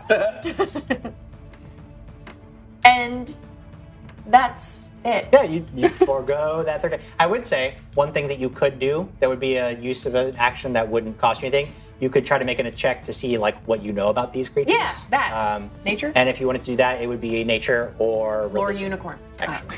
No, lore unicorn's not going to do it. One day. She already got her lore unicorn hero 16. moment. 16. Yeah, you're not quite sure what these things are, but they look really weird. They almost look like as they're getting closer, maybe they're made out of wood, but also not. Like they also seem to have skin. It's really, really weird, and you're not sure what they are. My friend they don't Peepa look would know. friendly. They don't look happy. So that was your third action, which takes us to the top, or that one of the creatures actually at the end of the round starts walking down the other side of the shelf, and let's see, 5, 10, 15, 20, 25, 30, 35. You all in the other room see this weird wooden shambling creature come stumbling out of the room that Moondust just disappeared into, and it like immediately like sees Hawk at the bottom of the stairs and just starts stumbling for him. It's going to take 2 of its actions to get up to him, but then with its 3rd action, it is going to slash at him with this like weird, like almost like tree limb hand. And it is going to hit an armor class of 26, sorry. Yes, Jim, you've done it. I've done it. You've begun your demise of my character. So it comes in and just batters you. You are going to take 10 points of bludgeoning damage, and this thing is just like, and it looks like it's going to keep coming at you, but that was its 3rd action, so it doesn't have anything else it can do this round. Cool. So now we go to the top of the next round, and it is Hawk's turn. Okay. So Hawk is going to kind of do a flourish to just like again do that archer thing where you're holding an arrow. Yeah. And the bow. But he's gonna use his quick draw to pull out his kukri. Okay. Because this thing is just right here, and he's going to just slash at it, try and trim the hedges, as it were. Slash away. How dare you? How dare you? +1. You have guidance. I have guidance, which is going to make that a total of 33 to hit. 33 is a critical hit. Yeah. Which means I'm going to roll 2 of them D6s. Let's see. I never Make have to it roll. sleep for forever. Make it sleep for forever. So that's 6 plus 1, right? I get that on that as well. No, guidance doesn't give a plus. No, sorry. Perception saving throws and I double my strength bonus though. Yeah, you double all the damage basically. So it's 8 total. 8 total points of damage. You cut into this thing, and it's like you just like thwack your kukri right in. It's almost like hitting rotting wood. It sinks in and it gives, but there is still this like solid mass to it. And when you pull the kukri back, all of this weird like putrid green sap starts spilling out of the wound. But the creature like doesn't react to the attack. Like you obviously hit it. It doesn't react in like any way that like it feels any kind of pain. It's still just like it's just gonna like come at you full force. So you've only used 1 action because you quick drew. So what do you do next? I mean, a kukri has agile and finesse. One of those means that One of those means it's a -4 on the second attack. So I'm going to keep going. Do I still get the +1? It's only on 1 roll. 1 roll. For guidance. Okay. Well, with a 23, Michael Jordan. Yeah, that's a hit. That's a hit. Okay, so I will only roll 1d6 this time for a total of 3 damage. 3 points of damage. So you've dealt 11 so far. Yes. And you're just like you hit the same place again, and a chunk of this thing like comes off. It's almost like you're just hacking at a rotting log. Almost, you're just like pieces of it are coming off of it. More of that putrid green sap is starting to spill out of it. Sorry, Peeper. It's not me. It's okay.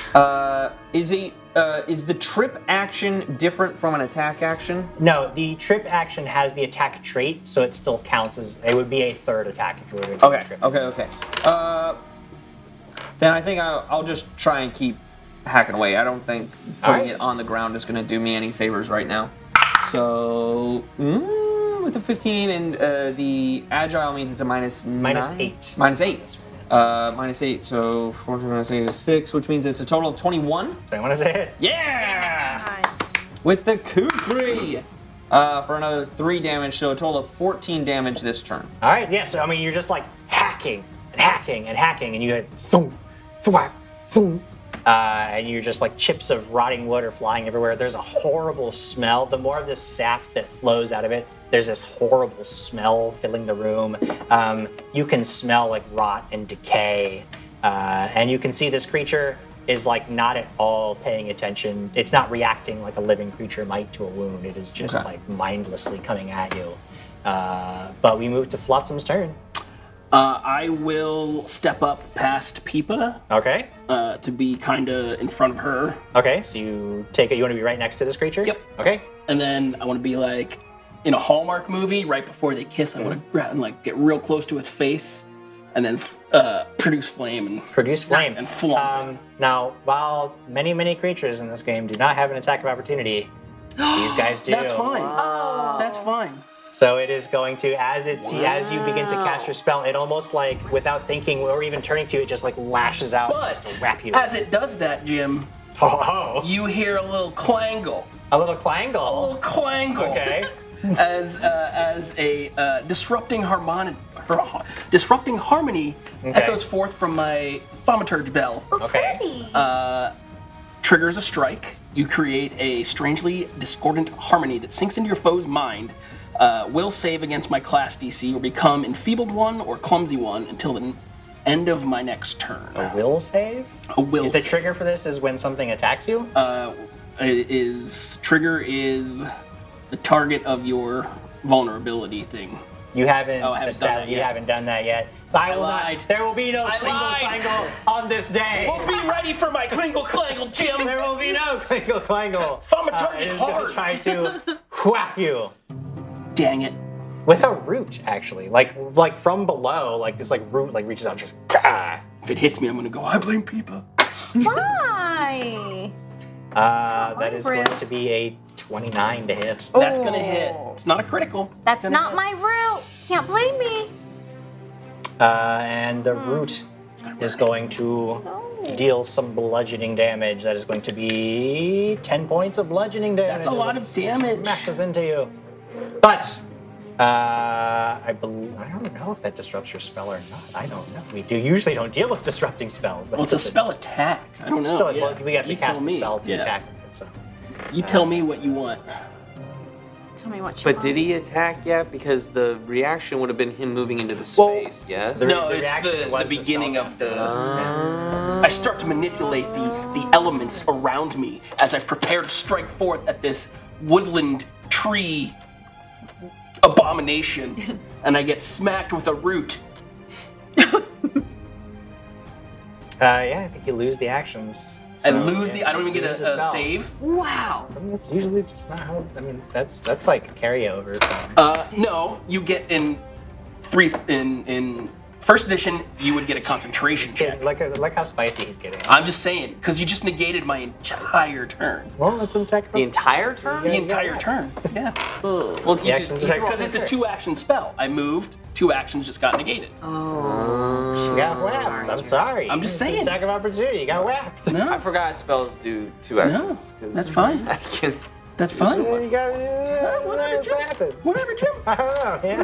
Just remember this. Okay, please remember it. Just remember. Remember it for all People time. will whop it. It is now the other monster's turn. No, it's Killian's turn. Oh. Killian, you actually are the only one who can see Killian. And he is up in that room, and he grabs some stuff from his belt, and he puts it into this he has this flask. He starts shoving stuff in there. And he shakes it up. He starts drinking it. Oh. And you're not sure what happens, but he drinks all this stuff. And that is all he's going to do this round. Peepa, it's your turn. I would like to do a nature check on this thing. Yes, nature away. Nature all over. 11 plus 13, 24. 24. You are looking at a sight that fills you with a little bit of dread and probably a deep amount of sadness. Because this is a creature in life. They are a people called Arboreals. And they're like you, plant like people. They have a society and culture, and they look like what people call trees. They don't necessarily consider themselves trees, but they're tree people. But this one, you can the rot and they are subject to undeath, much like other humanoids. And this appears to be an undead arboreal. They call them arboreal snags. Ooh. You said your total was what? What did I say? 11 plus, what did I say, 23? 23? 11 plus Okay. nature. Do No, you 24. Do you want to learn about an offensive thing or a defensive thing about it? Offensive. Offensive. You know that if it takes any piercing damage, that green pus that leaks out of it will like explode out of it and can sicken anybody that like gets hit with it. So like, you know, the piercing it almost like causes these like pustules inside its bark to erupt. So you don't want to pierce it. Okay, don't pierce it! Hawk! Oh, I've been slashing it. Okay, good. I'm just I'm a letting good you know. boy, I am. Just in case. Thank you. I guess I'm going to... I have 2 actions left, correct? Yes. What is around the room that, like, I can chuck at it? I mean, there's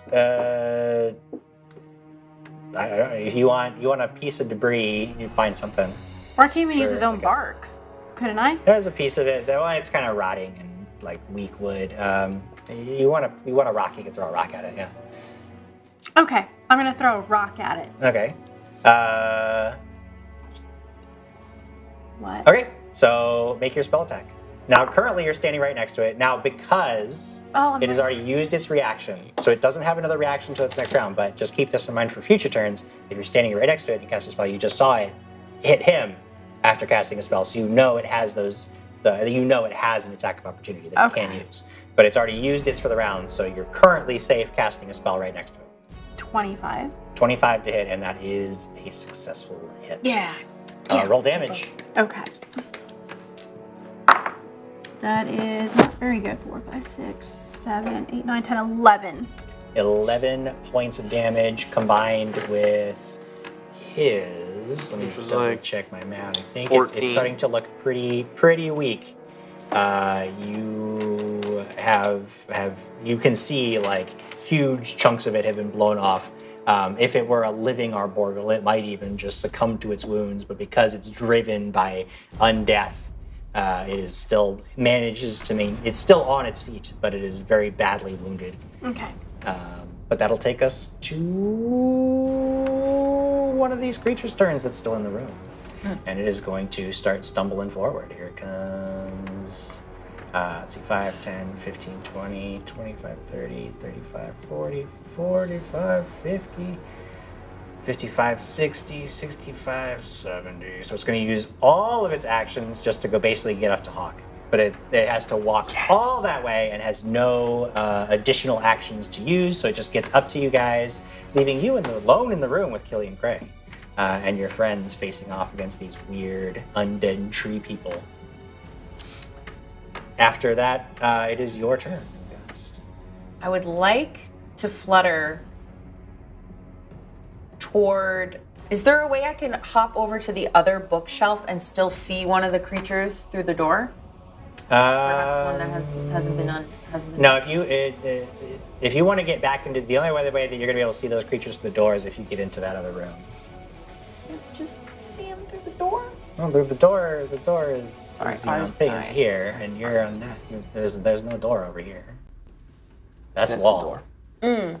Okay. Door is here. You're here. Door is here. Okay.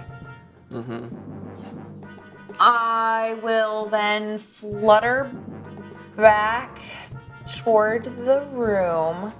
Which room? North or south? Sorry, the one. I basically want to follow the guy that just spent. Yeah, you want to go back out? Okay, so you want to go back out where you were. That's fine. But I want to do it stealthfully. Yeah, you can. You're allowed to stealth. Great. Ain't nobody stopping you doing that. That's an action. Yeah, you just move at half speed when you're stealthing. Great.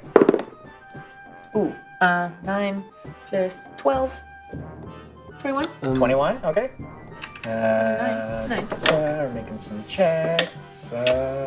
Some checks, Jim. Nobody seems to notice as you get, it says 5, 10. You're back in the room. One action gets you back in the room. Great.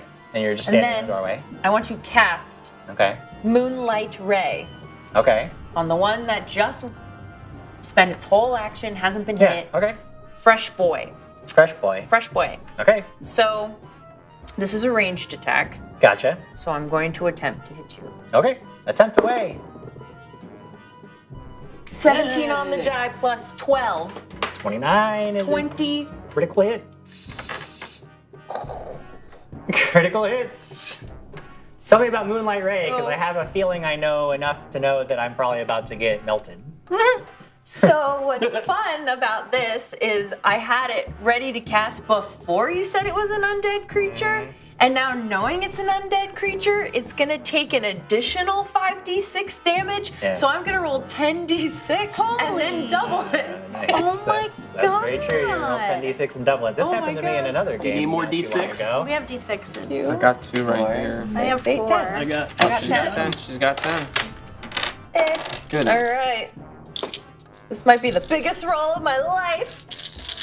so far. 10-1. Oh my gosh. Wow. Oh, there's some 6s in there. Yeah, there's a lot of 3s. 6s in there. 18, Plus 2 is 20. Grab a 2 over there. 20, 29. That's another 10 right there, isn't it? This? Yeah. Yeah. So 39 39. times 2. Oh my gosh. What is this? Well, wait. No, you 10. Oh no. Oh, yep. What types of damage are you dealing? So critical success, the target takes double cold damage as well as double good damage if fiend or undead. And it is technically cold damage, but it's silver damage for the purposes of weaknesses, resistances. So you deal 78 points of damage to this creature. Holy moly. You delete this creature from existence. Wait, get it? This is your critical. You tell me, what can it do? What happens? So she just basically is gonna go save her friend, and she just was like behind this one scary guy, and she was like, well, I have to go help them. So she's just like, ooh, pretty moonlight, because it's pretty. And it casts this like beautiful, sparkly, like iridescent haze in a beam right at this creature. And then this creature just explodes into beautiful moon dust. Into beautiful moon dust. Into beautiful, sparkly moon dust. It bursts into sparkles, and that is So this creature just literally, this creature just walked up and is next to Hawk and is like looking at Hawk, and I'm like prepping to fight 2 things. I'm like, oh, I'm in it now, and all of a sudden, like, I just glance at that one before taking a swing, and it just turns into moon. It just sparkles everywhere. Eat the candy. It's like a piñata. And I only took that spell because of its name, Moonlight Ray. Well, fantastic. Sorry, Jim. No, that's fine. You delete one of these creatures. That was her second action? Expertly played. No, that's all. Oh, that's all. I believe that would have been That the was third action. 2 actions. So yeah, you just utterly crush this thing. It is completely gone. It is now the first creature that made its attacks. It is its actions, and it is just going to come in and try to kill Hawk. Yep. It just mindlessly is like, it doesn't even though it's being surrounded, like it started with you and it just keeps coming at you. You know what? So it's going to try to batter you with a branch, but that is not a very good roll, and that is only a 15. Nope. So its first attack is just garbage, nothing. Nothing. It is going to try one more time. Try it again. Garbage. Nope, with another garbage roll, even worse. So it is just clawing at you. But now that like the shock has worn off, maybe bolstered by the fact that you saw Moondust just blast a creature into oblivion, you're able to dodge expertly. This creature is coming at you, but it is completely unable to do anything. I'm going to throw one more attack, just crit fishing. But with a 19, I don't think that's going to get you either. So it is just scrambling to get at you, almost completely heedless of everything that's going on around it. And it is Hawk's turn next. All right. Well, I still have this guy who's attacking me, so I'm going to return the favor with my kukri, and in the box with the group hero point. Yay! Jared, can you hand him a hero point so I don't have to keep this one? Thank you. Well, that's an 8, but it's a 22. 22 is a hit. Yay! And it's 4 damage. All right, 4 points of damage. You hack a little bit more of this creature away. It's still up. I will swing again. Yeah. 4 minus 4, 25. 25 is a hit. All right. And that'll do 6 damage. Yep, you're getting it. It is barely able to stand, but it is still standing. One more swing. What is that? I don't think a 16 is gonna 16 hit. is not quite gonna do it. Darn. but that's all good. Still an excellent turn for Hawk. Flotsam, it's your turn. Now you know what this streak can do. Yeah. How do you respond? I'm gonna still try and press my palm through its chest on fire. So. Well, do you wanna like take a step away from it? No, hit me, Jim. I'm gonna attack you again. Hit me. I'm gonna do it. Hit me! Okay. Do it! Here I come. Do it! So 31. That is a crit. Oh, yes. You know, he's the one that does the damage, right? Yeah. And you roll like 6. I know, you're doing really bad. Oh my goodness. Sorry. You're doing really bad.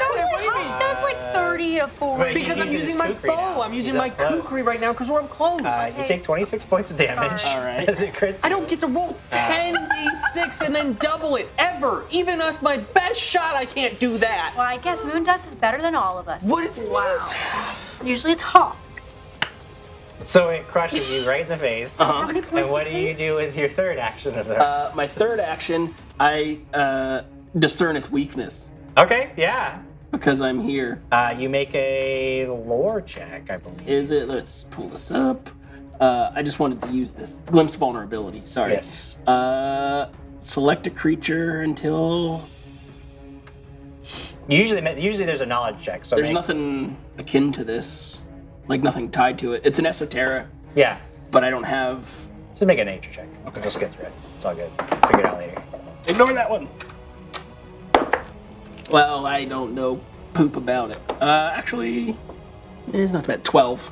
But yeah, you maybe it's just getting knocked in the noggin a little too hard. You are unable to concentrate enough to recall anything about this creature's weaknesses. Which will take us to Killian Cray's turn. And he is going to come up to the door. He has to take 2 actions to move, and when he gets right up to Moondust, Glitter, Violet, Sparkle Wishes, he's going to reach out and try to grab her. It's against your Fortitude DC, which is 10 plus what you add. But to I'm your Fortitude. stealthing? You blasted Moonlight. You're not fighting it But anymore. he couldn't see through the door because I couldn't see through the door. He doesn't know who We're trying to grab you. Moonlight. That is a 19 against your Fortitude DC.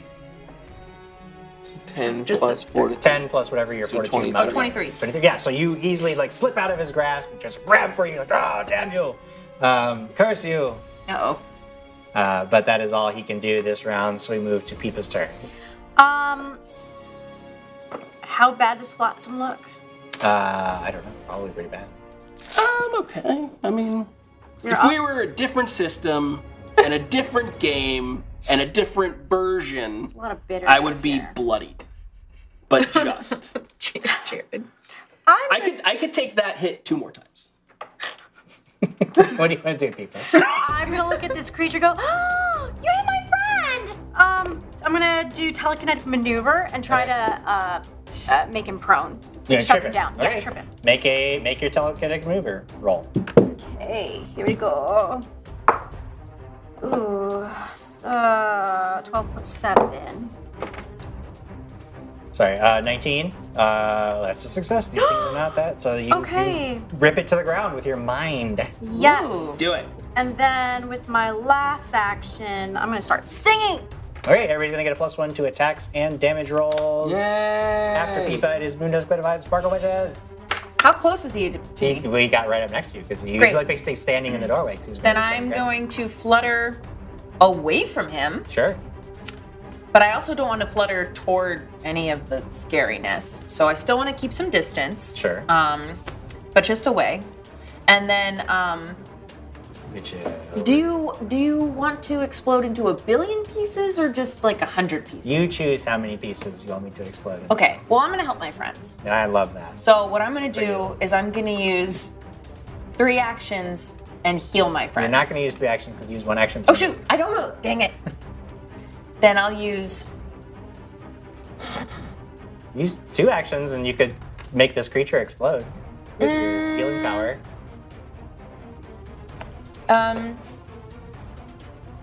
Shoot. Okay. Can I not move? Yeah, you can stand there. Great. I stand there. I'll Okay. take one for the team, and I want to heal everyone. What's that? I want to heal You're gonna first heal everyone. Okay. Yes. All right, yeah. That's gonna catch everybody, and this undead creature needs to make a Fortitude save. And that would be 3d8, right? 3d8 if you are heightened to 3rd level with this. If you're using a 3rd level slot with this spell, then yes. That is a failure. That's going to be 14. 14 points of damage. The undead arboreal explodes or melts. Basically, it just like crumbles apart as this positive energy washes over it, and it is just an inert pile of goo and rotting wood and bark. You actually heal Killian Cray as well, who had taken some damage earlier. So he is actually a little bit better. But so are all of your friends. They all get 14 hit points back. And it is now Hawk's turn. These 2 creatures are dead. Killian Cray is the only one left in the room, and he is looking rather panicked. He is looking around. He sees these 2 creatures crumble to the ground. He sees you 4 standing between him and the only way out of this room. What do you do?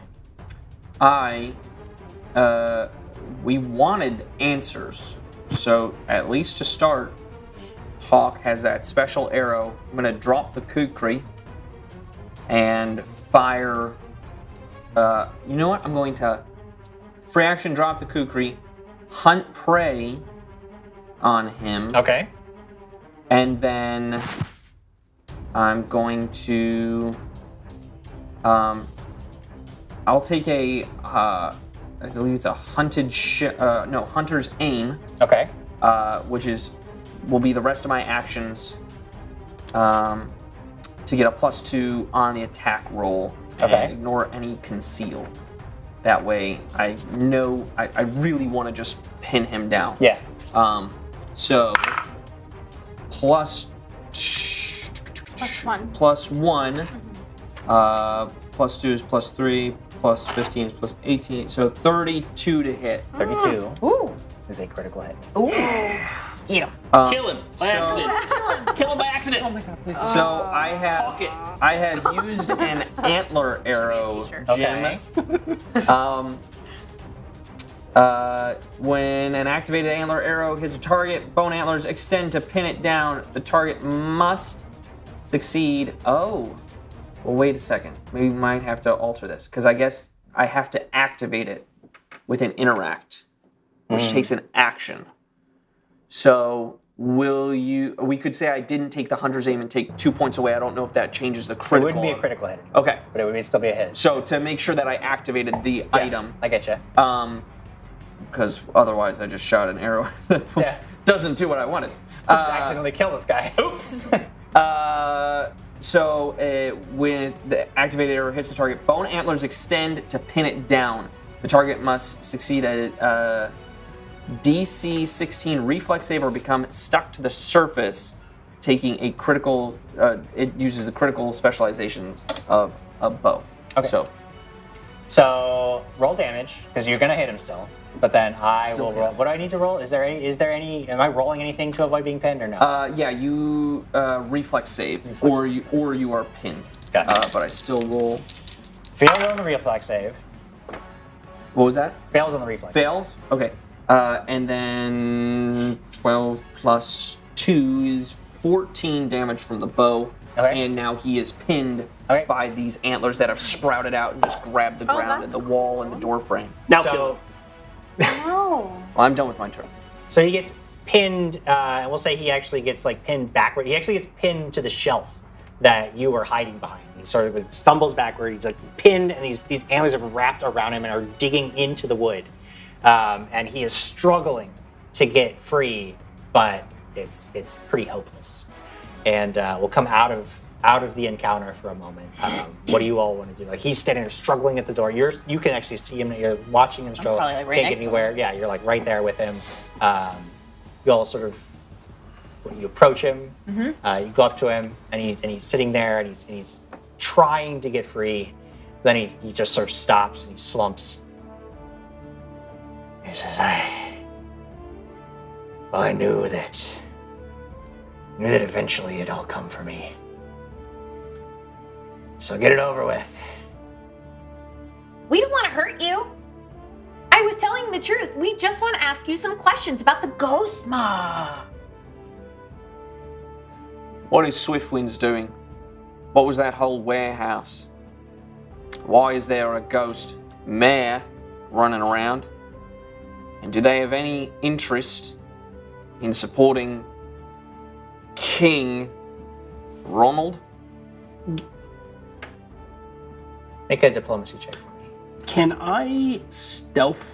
I don't know if this is a thing in Pathfinder. Can I stealthily cast? Like if I zone a truth him, but I don't want him to see it happening? Sure. Make a stealth check. 26. 5. Nope. Yeah, 25. Yeah, sure. I mean, he's so focused on yeah. So what spell are you casting? Is it literally Zone of Truth? Literally Zone of Truth. Okay, yeah. Is there a save against it or no? Will save. Yeah. Will save. 22. Okay. So there's this like, so you sort of get into his mind, and you take root in there and force out deceptions and lies. What did you get? I rolled a 19 on the dice, so with my diplomacy, that's a 19. 19. Wow. He seems like momentarily confused by all this. He says, you're not Swiftwinds? I mean, technically, and I'll like show him the badge. Yeah. We are heroic endeavors, but we, let's just say we are friends of the new king, who has recently had a bit of an opposition who wants to take the throne, and well, there's the whole ghost horse thing, and it seems like Swiftwinds has possibly oversteps its bounds. We just want answers. Wait, the ghost horse? You don't know about the ghost horse going through trees? I know about So, my child is still alive? It's killing things and hurting things. Wait, why would you call it your child? There's a ghost horse now? It's a ghost Ma. Mare. Okay. You're saying mare? Like a female horse? Yeah. Oh! We're back on the horses. I get it now. What do you mean by child? I mean... You made it? Of course I did. Isn't that what this is all about? We like, that building burned down, so we didn't get a lot of answers. We just like knew that it had like a tree, and it's still alive. And it's terrorizing the whole town. Well, good riddance to them. Why would you say that? What do I care? Well, you should care. Did you create it for Swiftwinds? Yes, of course. You really all don't know anything, do you? She gave me candy. We were told to help. As far as we knew, we were heroic endeavors, hired adventurers. Then we found out about your child, who's been running around for years, and the fact that heroic endeavors was brought in and possibly covered it up with some sort of owlbear story. Well, then I guess you aren't 100% clueless, but... what do you want from me? Answers. What is Swiftwinds doing? Why are they creating these abominations? And are you still working for them? And why'd you throw your name tag away? They canceled my project. They wanted a cheap source of alicorn, something they could harvest over and over again, incredibly valuable on the black market. So they put me to work, and I did what they asked. But they weren't happy with the results. They thought it was monstrous what I'd created. So they shut my project down. Because it wasn't pretty enough for them, because if someone found out what my child looked like, what I had done, what I had created, that it would reduce the value of their brand. They didn't appreciate what I had done. So it is because they're simple and because they understand nothing but coins and the way coins flow. Can we fix the unicorn? Would you fix? The unicorn is perfect. No, it's not. It's hurting people, and it's probably hurting itself. Make a diplomacy check.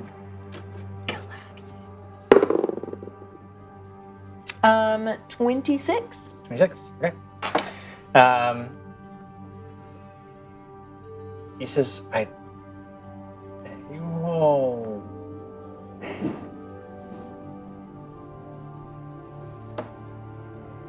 Why don't you release me? And I can show you what I've been working on. And you can see for yourself that nothing has been hurt. I mean, these are beautiful things I've created. Just because the rest of you don't see it doesn't mean there isn't. I can show you. I can show you. I would like to do perception to see if he's trying to kill me. Sure, go ahead and make a perception check. 30. 30. You can see that, like, he's not.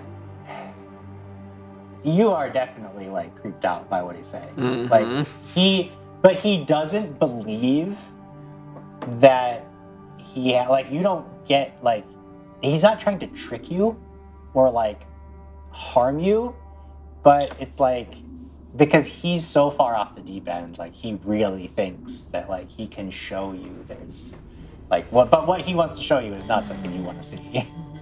That's what you're like, this is not good. Yeah. Can I make a leap from the undisclosed shipments to what he's been talking, kind of seeing that he's getting pieces of dead creatures and people sent to him? Yeah. Can I suss that out? I mean, I would say that based on just like what you're seeing around, like the things that you've seen, it's very likely that the things that he was ordering are reagents and chemicals that are very uncommon to the region. He probably isn't getting pieces of the creatures. Okay. The creatures are probably things that he's like made contact with or found like on his own.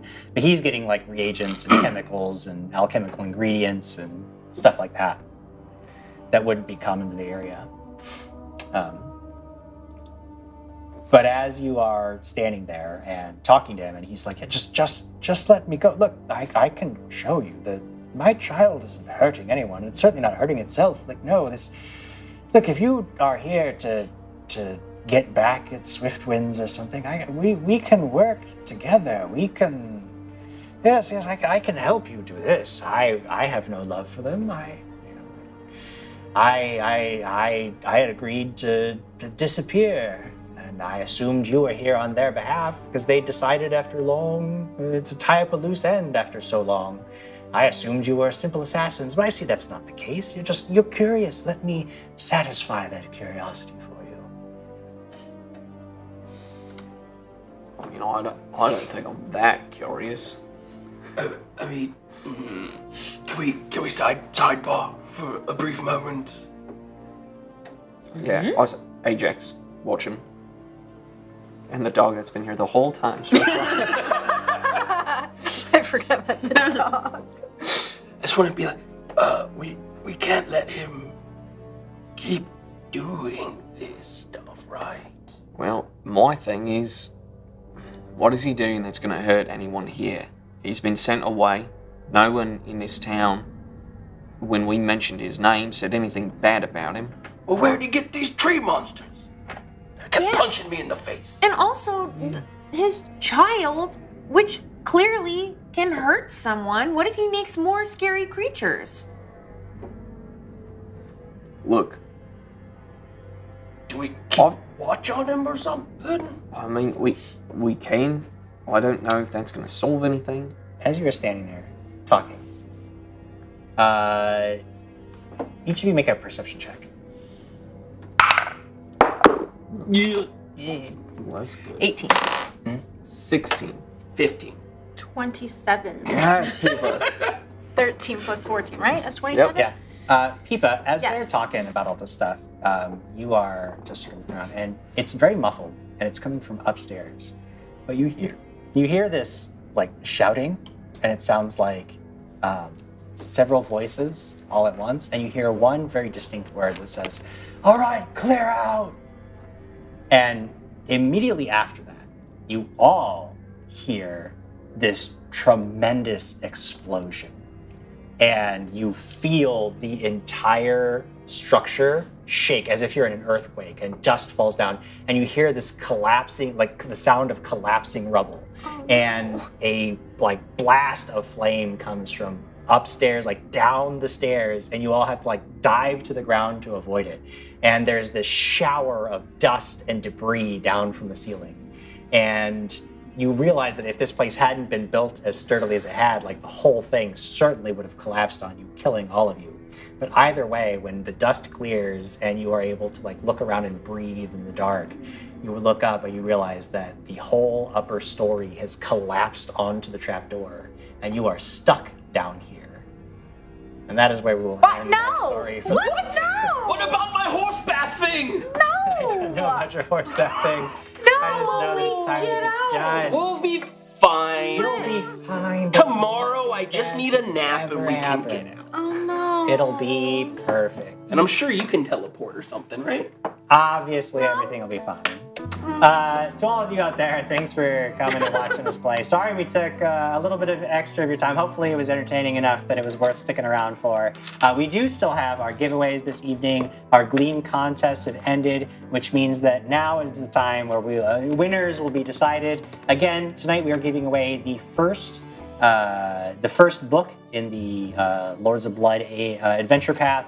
It is Zombie Feast. It is a really cool digital copy of the book, and we'll be sending that to one of you. We're also giving away a digital copy of the Pathfinder Beginner Box. So those of you who are looking to learn the game or teach it to others, you will have the digital tool at your disposal to do that with fairly soon as we know who the winners are. While the winners are being decided, remember that you will need to contact us. You can message us directly on Twitch, or find us at the DaTNetwork on Twitter or Instagram, any social media on the internet. We're at the DaTNetwork. If you find us and direct message us with the email address that you used to create your Paizo.com account with, then you will be able to collect your digital prize. And we do have our first winner, and it is a name that I recognize, Kitsu723. The winner of the Zombie Feast. You'll be getting a digital copy of Zombie Feast, so you'll be able to start your own creepy, weird adventure. Indeed. So again, just message us with your email address that you used to create your Paizo.com account, and we will get that digital prize delivered to you forthwith. Forthwith. Good Forthwith. word. Yeah. Good word, right? Jim. And then our second winner has been selected already, and it looks like it is Jared Harper. Jared Harper, Lightning Blast. Not a heart attack. Jared Harper, you are the winner of the digital Pathfinder Beginner Box. So congratulations to all of you. We would normally do a comment break, but we're already 25 minutes. We've gone so far beyond the time limit. I'm not doing it. It's not happening. I'm not reading. Cracks on a forest. Hi, friends. Nope, stop reading comments. Stop it immediately. We're ending the stream. No candy for days. Stop doing it. God damn it. I'm losing control of the stream. The real part of the meatball, the meatball. Read comments forever. I don't care. We'll be here till 11 p.m. I don't know. No, JD Hood. No candy for days. That's okay. Everyone read really fast. You don't have to read fast. It takes 5 minutes whether you read them fast or not. It's, and we're just doing it. We're just doing it. It's Lucas Martinez. The detect magic alarm went off. I read that. That was me. Hi. Gabriel was 9. Way to throw a hawk under the bus, Moondust. Yep. What'd I do? I said my dad's name was Hawk. JD Hood 92. This plan can't go wrong, can it? It did. It did. It went. Well, we didn't finish the plan, I think is the... We only did good. I mean, at the start of the plan. We said the plan was send Moondust in. I mean, you don't need to get further than that sometimes. Sometimes that covers it. I mean, because Ghost Rider 19 pointed out, it's like trying to interrogate Dee Dee from Dexter's Laboratory. It very much is. That was fun. Get out of my lab. And you're walking, and a dragon pops out. Fluffy Walrus, good morning. No? Wait, Morning, guys. Morning. It's Sorry, morning. I was reading. You got it, but like, Jim said we have to read them fast. Okay, always don't have to AFK. get Home one night, and this little lost girl always shows up to distract you while your homies surround your house. Scary stuff, guys. That would be kind of creepy. Wharf 191. I think this is about Hawk. He's like 80. Wouldn't he have a heart attack when he's Oh my First off, God. he's in his 60s. Wow. He doesn't have teeth though. No, he does. I cast that spell, Jim. No! That only makes him think he doesn't have teeth. I take the teeth that are crawling in my face and put them back in my mouth. Oh my gosh. Kitsu723, the winner of one of our prizes. They are getting to the root of the problem. Nice. Artemis's comment. I just hear Joe Dirt in my mind. Dang! 78 points. That is the second time I've had a creature just deleted from the board by that exact spell. Really? In recently, Wow. yeah. There was an episode of Phantom that we did, and it was May coming in. She cast that very spell That's against right. a white, and it dealt about 76 points of damage, and it completely obliterated a creature in one shot. So yeah, that's a vicious spell. Always take that spell. Meanwhile, the real POTUS pointing out Hawk. Ha! 3 successful strikes in a row with my kukri for 14 points of damage. 14. Moon dust. Hold my One of candy them was a bowl. crit too, wasn't it? One of them That was a crit. With the crit in the mix, you did Felcher. I did not roll great. There's on a that dice. there is such a a vast difference between Hawk with a bow and Hawk with Yeah. like Yep. it's Don't- wild. I don't like it. Yeah. Me I don't like neither. it. But I was forced into close quarters, Yeah. so I did it. Oh, you did Yeah. good though. Yeah. You did good. Huzzah! You did good. See? On the DaTNetwork, we don't need rails. We have family. They also say she's so into character that she is Meepa. Meepa. Ghost Rider 19, is this about Hawk also? He's like a combination of Gandalf and Legolas. No. Wow! Yes. No. Wow! It's not about Hawk. Wow. Who's it about? I don't know. You've never cast magic No, but I'm an old man. with no teeth. Fair. No! I have teeth! Also, Gandalf also has teeth. You don't know. Could have Gandalf wooden teeth. I don't know. Gandalf has wooden teeth. You heard it here, folks. Gandalf the White has wooden teeth. Oh God. It's clearly very late. Oh jeez. You can say goodbye, Jim. No, wait. I don't So know. we have a minute and You all 3 said, seconds. you all said we're going all in on this. So it's Official happening. Paizo says thanks for playing along. I Thanks, did, Official Paizo. I did see Aussie Oh, yeah, you're Gamer here. wanted to swap your bow or your kukri for a boomerang.